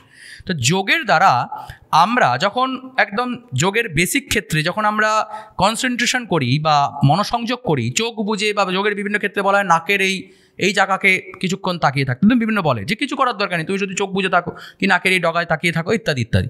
এর দ্বারা যখন আপনি এখানে অনেকক্ষণ ধরে কনসেন্ট্রেট করবেন তখন এখানে একটা সামান্য বিন্দুর উপস্থিতি দেখতে পাবেন। এটা কয়েকদিন প্র্যাকটিস করলে সাধারণ লোকেই দেখতে পায়। এই যে বিন্দু যখন এর সম অবস্থা আপনি প্রকাশ, অর্থাৎ আমাদের শরীরে বিভিন্ন বায়ু, এগুলো বলতে গেলে আর কি সব বলতে হয়। আমাদের শরীরে পঞ্চবায়ু রয়েছে, ঠিক আছে, প্রাণ অপান সমান উদান ব্যান। তো আমাদের মধ্যেই প্রাণবায়ু অপান বায়ুর সর্বত্র যাতায়াত চলছে। দেখবেন আপনি সকালবেলা যদি ঘুম থেকে ওঠেন বা যে কোনো সময় নাকের নিচে হাত দিয়ে যদি শ্বাস দেন, দেখবেন একটা বেশি চলছে একটা কম চলছে, এটা বেসিক। প্রাণায়ামের দ্বারা এই কুম্ভক রেচন ইত্যাদির দ্বারা এই প্রাণ এবং সমান বায়ুর মধ্যে, এই অপান বায়ুর মধ্যে সমানতা আনা হয়। এই নিজের মধ্যে এই যখন সেই বায়ুর ওপরও আধিপত্য বিস্তার হয় তখন এই বিন্দু ধীরে ধীরে প্রকাশিত আরও স্পষ্ট হতে থাকে। যখন নিজের ওপর সেই আত্মসংযম চলে আসে, ইন্দ্রিয়ের ওপর বিজয় প্রাপ্তি হওয়া যায়, তখন সমস্ত কর্মই আমার কাছে ওই মানে কর্মফল ওই ভস্যের মতো ভস্য হয়ে প্রকাশিত হয়। আলটিমেটলি এটাই তার কাছে তখন প্রকাশিত হয় যে যখন জন্মগ্রহণ করেছিলাম তখন ওই মায়ের গর্ভে পিণ্ডরূপে ছিলাম, মৃত্যুর পরে ওই পিণ্ডই আমাকে হতে হবে। মাঝখানে কিছু কর্ম সময়ের পর্যন্ত আমার এখানে রয়েছে, ভস্য থেকে এসছি আবার ভস্যতেই বিলীন হতে হবে। তাই এই সমস্ত যা কর্ম রয়েছে এই সমস্ত কর্মই আমার জন্য কোনো ব্রহ্মের জন্য বা আমার চেতন উন্মেষের জন্য কোনো ফল প্রদানকারী নয়। যখন চেতনার সেই উন্মেষ হয় তখন সেই মানুষটা কর্ম করলেও কর্মফলের দ্বারা প্রভাবিত হয় না। তখন সে পড়াশুনো করে শুধুমাত্র জ্ঞান আহরণের জন্য, 100 পাওয়ার জন্য নয়। তখন সে বিদ্যা আহরণ করে শুধুমাত্র চেতনার উন্মেষের জন্য, ভালো চাকরি পাওয়ার জন্য নয়। তাই জন্য সে সদা সুখী হয়। আর এই সচ্চিদ আনন্দ সদা সুখীর অনুভব তখনই হয় যখন নিজের এই শিবত্ব জাগরিত হয়। এই যে বিন্দু যার অধিষ্ঠান এইভাবে এই বুড়ো আঙ্গুলের এই মাথাটুকুকে নির্দেশ করে, এর মধ্যে এই চেতনা যখন সেখানে পরিস্ফুট হয় তখন কর্মফলের যেহেতু তার মধ্যে আকাঙ্ক্ষা থাকে না, তাই সমস্ত কর্মফল বিনষ্ট হয়ে যায়, ভস্য হয়ে যায়। তাই জন্য শিবলিঙ্গ আসলে সেই চেতনার প্রকাশকেই নির্দেশ করে। শিবলিঙ্গম, সমস্ত কর্ম যার মধ্যে লীন হয় তিনি হলেন লিঙ্গ। তিনি এই সমস্ত কিছুকে সংহার করেন। সংহার মানে কি তিনি বাড়িঘর সংহার করেন না, তিনি আপনার মধ্যে থাকা কামনা বাসনাকে সংহার করেন। তিনি এই সমস্ত কিছুকে সংহার করেন। এবারে যে প্রশ্নটা আমার আসতে হচ্ছে সেটা হচ্ছে শিবলিঙ্গের প্রকারভেদ কীরকম? প্রকারভেদ বলতে আছে, যেমন বিভিন্ন ক্ষেত্রে ধরুন আমরা সাধারণ ক্ষেত্রে আমরা কোষ্ঠীপাথরের শিবলিঙ্গ সাধারণ ক্ষেত্রে করি, ব্যবহার করি, আমাদের বাড়িতে কোষ্ঠীপাথরের শিবলিঙ্গ রয়েছে। আবার আপনি ধরুন নর্মদেশ্বর শিলা বা নর্মদা নদীর শিলা, সেখানেও শিবলিঙ্গ রয়েছে। সেই প্রতিটি শিলাই কান কান মে শঙ্কর, হ্যাঁ একদম নর্মদার ওখানে প্রচলিত প্রবাদ, প্রতিটি কণাই শিব, যে কোনো পাথর তুলে নাও সেটাই শিব। আবার ধরা যাক যে আপনার স্ফটিকের শিবলিঙ্গ রয়েছে, পারদের শিবলিঙ্গ রয়েছে। শাস্ত্রে বিভিন্ন শিবলিঙ্গের কথা বলা হয়েছে, মাটি দিয়ে শিবলিঙ্গ, বালির শিবলিঙ্গ, ক্ষীরের শিবলিঙ্গ, বিভিন্ন শিবলিঙ্গের কথা বলা রয়েছে। এবার প্রত্যেকটার পৌরাণিক ক্ষেত্রে বিভিন্ন শিবপুরাণ বা অন্যান্য পুরাণে বিভিন্ন শিবলিঙ্গের পূজার অধিকার বিষয়, ব্রাহ্মণ কোন বর্ণের শিবলিঙ্গ পূজা করবে, ক্ষত্রিয় কোন বর্ণের শিবলিঙ্গ পূজা করবে ইত্যাদি বিভিন্ন বর্ণনা রয়েছে। এটা বাস্তব রয়েছে, এটা বিভেদের জন্য নয়, এটা সাইকোলজিক্যাল কিছু রয়েছে, এই জন্য রয়েছে। অত ডিটেলসে আমি যাব না। তবে সাধারণ ক্ষেত্রে অনেকের মধ্যে যে দেখা যায় সাদা শিবলিঙ্গ বাড়িতে রাখা যাবে না, এরকম একটা প্রবণতা দেখা যায়। সাদা শিবলিঙ্গ না, এরকম ভাবার কোনো কারণ নেই। আমি এই পডকাস্টের মধ্যে বলতে চাই, সাদা হোক কালো হোক শিব শিবই হয়, শিব শিবই। তোমার নর্মদেশ্বরী হোক আর তোমার কোষ্ঠীপাথরী হোক, শিব শিব। তাদের গুণগত কিছু পার্থক্য রয়েছে। যারা ধরুন মেডিটেশন করে বা নিজের আত্মচেতনার প্রকাশ করতে চান তাদের জন্য এগুলো অ্যাপ্লাইড, যে আমার স্ফটিক শিবলিঙ্গ বা নর্মদেশ্বর এগুলোর ওপর মেডিটেশন করলে তাহলে সেখান থেকে হিলিং পাওয়ার গ্রহণ করা যায়। সাধারণ মানুষ যারা শিবের মাথায় দুধ বেলপাতা জল বেলপাতা ঠেলে সন্তুষ্ট, তাদের জন্য ওগুলো অত ফ্যাক্টর করে না। যারা পিএইচডিতে গেছে তাদের জন্য স্পেশাল জ্যামিতি বক্স লাগে। যারা ক্লাস 1-এ পড়ে তারা যে কোনো জ্যামিতি বক্স দিয়ে একটা বৃত্ত আঁকতে পারে। বৃত্ত আঁকাটা তাদের জন্য খুব সামান্য ব্যাপার। যারা বৃত্ত আঁকে বা উপপাদ্য করে তারা একটা ওই 50 টাকা 100 টাকার জ্যামিতি বক্সে হয়ে যায়। পিএইচডি যে করে ও তো একটা এত বড় জ্যামিতি বক্স কিনেছে, তাহলে আমার কেন হবে না? ওটা বাবার কোনো কারণ নেই, ওটার যোগ্যতা সে অর্জন করেছে। তুমি যখন ধীরে ধীরে ধীরে ধীরে চেতনার উন্মেষ করবে, ওই শিবের উপর যদি কনসেন্ট্রেশন করো, গুরুর মাধ্যমে যাও, গুরুর সংসর্গে যাও, তার মাধ্যমে যখন গুরু তোমায় যদি বলে যে তুমি এই পথে যাও, এইভাবে নিজের চেতনা উন্মেষ করো, তখন গুরু যদি তোমায় নির্দেশ করে যে না তুমি অমুক শিবলিঙ্গটি নিজের বাড়িতে স্থাপন করো। স্থাপনের বিস্তারিত বিধি রয়েছে। শিবলিঙ্গ আনলাম আর পুজো করে ফেললাম এভাবে হয় না। শিব প্রতিষ্ঠার পঞ্জিকায় ডেটস থাকে, সেই ডেটে প্রচুর পদ্ধতি রয়েছে, রুদ্রাভিষেক রয়েছে, বাস্তুজাগ রয়েছে, শিবলিঙ্গের নামকরণ রয়েছে ইত্যাদির দ্বারা সেই শিবলিঙ্গকে প্রতিষ্ঠা করে তারপরে সেই শিবের উপর প্রত্যহ পূজা হয়। শিবের মধ্যে আলাদা পার্থক্য আছে, চললিঙ্গ অচললিঙ্গ। হ্যাঁ, যে শিবকে এক জায়গা থেকে অন্য জায়গায় স্থানান্তরিত হয়, আবার যে শিব এক জায়গাতেই থাকে, এরকম বিভিন্ন পার্থক্য রয়েছে, কিন্তু সাধারণের জন্য শিব শিব। এখানে আমি আরেকটা প্রশ্ন করতে যাই, আপনার মতে একজন সাধারণ মানুষ শিবের আশীর্বাদ পেতে চায় তার জীবনের, তার প্রতিদিনের জীবনচর্যার মধ্য দিয়ে, কিভাবে আপনার মতে সে সাধারণভাবে শিবের আশীর্বাদকে সে বয়ে নিয়ে যেতে পারবে? সাধারণ মানুষকে 3টি যজ্ঞ করতে হবে। একটা হলো পিতৃযজ্ঞ, একটা হলো ভূতযজ্ঞ, একটা হলো নৃযজ্ঞ। আরও 2টো যজ্ঞ রয়েছে, কিন্তু এই 3টি সাধারণ মানুষের জন্য বেশি অ্যাপ্লাইড বলে আমার মনে হয়। পিতৃযজ্ঞ অর্থাৎ পিতা মাতাকে সম্মান করতে হবে, পিতৃপুরুষকে সম্মান করতে হবে, পিতৃপুরুষাদির উদ্দেশ্যে শ্রাদ্ধাদি কর্ম যথাসময় করতে হবে। গয়ায় পিণ্ড দিয়ে এলাম, পিতৃপুরুষের ছবিটা গুটিয়ে গুটিয়ে আলমারির ওপর তুলে দিলাম আর খুঁজে পেলাম সারা বছর, ওই রকম নয়। প্রত্যেক বছর তার মৃত্যুতিথিতে তাকে সম্মান প্রদর্শন করতে হবে। নিদেন পক্ষে তার উদ্দেশ্যে একটা শ্রাদ্ধ বা তার সামনে জল মিষ্টি সাজিয়েও দিতে হবে। জীবিত থাকলে পিতামাতাকে প্রত্যেক দিন নমস্কার, তাদের সেবা করতে হবে। এগুলো হলো পিতৃযজ্ঞ। পিতা মাতা, শ্বশুর শাশুড়ি, যা যা মাতৃস্থানীয় পিতৃস্থানীয় মামা কাকা সবাই যারা রয়েছে তাদের প্রত্যেককে ভালোবাসতে হবে, সম্মান করতে হবে, রেসপেক্ট করতে হবে। ডিসরেসপেক্ট করলে হবে না। মনে রাখতে হবে প্রিয়ন্তে সর্বদেবতা। শাস্ত্রে যেখানে দেখুন আপনি দুর্গাপুজোর আগে পিতৃপক্ষ, দেবীপক্ষের আগে পিতৃপক্ষ, অর্থাৎ পিতৃপুরুষের তর্পণাদির পরেই তোমার দুর্গাপুজোর অধিকার। নাহলে দুর্গাপুজো হবে না, আগে পিতৃপুরুষের পূজা হবে। কালী পুজোর আগে ভূত চতুর্দশী, 14 পুরুষের উদ্দেশ্যে দীপদান, তারপরে কালী পুজো হবে। বিবাহ অনুষ্ঠান, শ্রাদ্ধ মানে গৃহপ্রবেশ যেখানে চলে যান, পুজোর আগে সকালবেলা ব্রাহ্মণ বলবে আচ্ছা পিতৃপুরুষের নামগুলো লাগবে, তাদের উদ্দেশ্যে পিণ্ডদানাদি হবে। বিবাহ পরে রাত্রিবেলা হবে, আগে পিতৃপুরুষের সকালবেলা কাজ হবে। ঠিক তো পিতৃপুরুষের উদ্দেশ্যে শ্রদ্ধা জ্ঞাপন, তারা যদি মৃত হয় তাদের উদ্দেশ্যে শ্রাদ্ধাদি কর্ম, সংস্কারাদি এগুলো করতে হবে। এগুলো হলো পিতৃযজ্ঞ। তাদের জীবিত অবস্থাতেও সম্মান করা, মৃত্যুর পরেও তাদের ভুলে গেলে হবে না। সারা জীবন যতদিন বেঁচে রয়েছে তাদের প্রতি সম্মান প্রদর্শন শ্রদ্ধা আদি কর্মের দ্বারা, পিতৃযজ্ঞ। 2 নম্বর হলো ভূতযজ্ঞ। এই যে সম্পূর্ণ তুমি চারিদিকে যে প্রকাশ দেখছো, এই সব কিছু শিবই।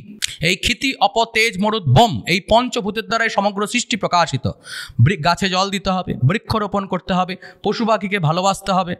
সম্পূর্ণ যারা গরিব দুঃখী, যারা তোমার যথাসাধ্য যতটা তোমার পক্ষে সামর্থ্য, তাদের সেবাদি কর্ম করতে হবে। এগুলোর দ্বারা তুমি পঞ্চভূতের সেবা করবে। মনে রাখতে হবে সেই শিব কিন্তু এই পঞ্চভূতের মধ্যেই রয়েছে। তাই যখন তুমি একটি কুকুরকে খাওয়াচ্ছ, বিড়ালকে খাওয়াচ্ছ, সেটা আসলে শিবই খাচ্ছে। যখন তুমি ওই গাছে জল দিচ্ছ, গাছটি রোপণ করছো, তখন তোমার বাড়ির সামনে শিবই প্রকাশিত হচ্ছে, এই ভাব রাখতে হবে। এবং সর্বোপরি হলো নৃযজ্ঞ। ওই যে রাজা রয়েছে, রাজা বলতে গভর্নমেন্ট, তিনি যে তোমার জন্য এই সমস্ত কিছুর আয়োজন করছেন, তার জন্য তাকে যথাসময়ে তোমার ইনকামের যথা অংশ ট্যাক্স দিতে হবে। নৃযজ্ঞ। ওখানে কিপটেমি করলে চলবে না, ওখানে লুকিয়ে রাখলাম আমি, গভর্নমেন্টকে দেখালাম না, এসব করলে চলবে না। যথাসময় ইনকাম ট্যাক্স ফাইল করতে হবে এবং ট্যাক্স দিতে হবে।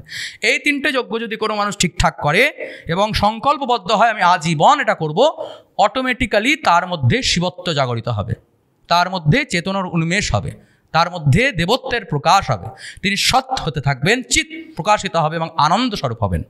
অবশ্যই এর সঙ্গে শাস্ত্রাদি অধ্যয়ন এবং শিবের এত স্তোত্র রয়েছে, শিবতাণ্ডব থেকে শুরু করে মানে বললে শেষ হবে না। 10 দিন ধরে শিবস্তোত্র পাঠ করলেও হবে না, করুন না পাঠ। শিব মন্দিরে যখন পুজো করতে যাচ্ছেন তখন ওই সিরিয়ালের গল্প না করে করুন না স্তোত্র পাঠ। মিনিমাম ওম নমঃ শিবায়, ওম নমঃ শিবায় জপ করতে কি আসে যায়, করুন না। শিবের আশীর্বাদ এমনিই প্রাপ্ত হবে। শিব হলো আশুতোষ, খুব অল্পেই সন্তুষ্ট, খুব অল্পে। শিবরাত্রি আসছে, আমরা শিবের ব্যাখ্যা আপনার কাছ থেকে পেলাম। আচ্ছা একটা কথা, এই যে মহাকুম্ভ 144 বছর বাদে অমৃত স্নান এবং সেই সময় শিবরাত্রি, আপনি ভিউয়ার্সদের ক্ষেত্রে কাছে কি ব্যাখ্যা দেবেন বা কি মেসেজ দিতে চান যে এই বছরটা কেন তাদেরকে আলাদা রকমভাবে দেখা উচিত? না, আমি কাউকেই বলবো না যে এই বছরটা আলাদাভাবে কোনোভাবে দেখা উচিত, সবই এক।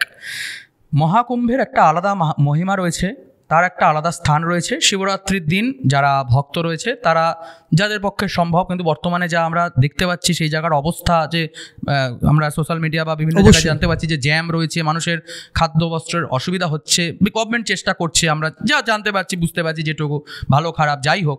তো তার মধ্যে তারা যাবেন কি যাবেন না সেটা তাদের নিজস্ব পার্সোনাল ওপিনিয়ন, আমি এখানে সে কোনো কমেন্ট করবো না। যদি নিজের পক্ষে তারা নাও যেতে পারে, যেহেতু সেই তিথিটা অত্যন্ত মহাপুণ্য তিথি, তারা চাইলে কোনো গঙ্গা স্নান করতে পারেন। যদি তারও যাওয়া সম্ভব না হয়, ওই বাথরুমের জলের মধ্যেও গঙ্গাকে যদি স্মরণ করে স্নান করে তাতেও কোনো অসুবিধা নেই। আর সর্বোপরি হলো গিয়ে যে নিজের মনের মলিনতা নাশ করাটাই তো আলটিমেটলি গঙ্গা স্নান, তাই না? তো সেটাই হলো গিয়ে কথা, যে দূরীকুরু মম দুষ্কৃতি ভারম। শঙ্করাচার্য গঙ্গা স্তোত্রমে লিখছে, হে গঙ্গা, তুমি আমার মনের সমস্ত দুষ্কৃতি, মানে দুষ্কর্মের চিন্তা, কুমতি কলাপাম, আমার সমস্ত কুমতি কুবুদ্ধিগুলোকে হরণ কর। যদি এগুলো হরণ হয় তবেই তো গঙ্গা স্নানের সেই প্রকৃত সত্যতা। যাই হোক, গঙ্গা স্নান হোক কি না হোক তাদের নিজস্ব ওপিনিয়ন, করুক বা না করুন। মোটামুটি শিবরাত্রির যে নিজস্ব রিচুয়ালস রয়েছে, শিবরাত্রি তো একটি ব্রত, তো সেই ব্রত তারা যাদের পক্ষে সম্ভব তারা পালন করবেন। 4 প্রহর জেগে শিবের মাথায় যে প্রহরে যা ঢালার বিধি রয়েছে, দুধ দই ইত্যাদি বিভিন্ন দিয়ে তাকে স্নান আদি করিয়ে, শিবের স্তোত্র এত রয়েছে, যে কোনো স্তোত্র মিনিমাম যদি কিছু না জানে ওম নমঃ শিবায় কীর্তন করতে পারেন, বা যার যে ইষ্টমন্ত্র আছে সেটা জপ করুন, এই যথেষ্ট।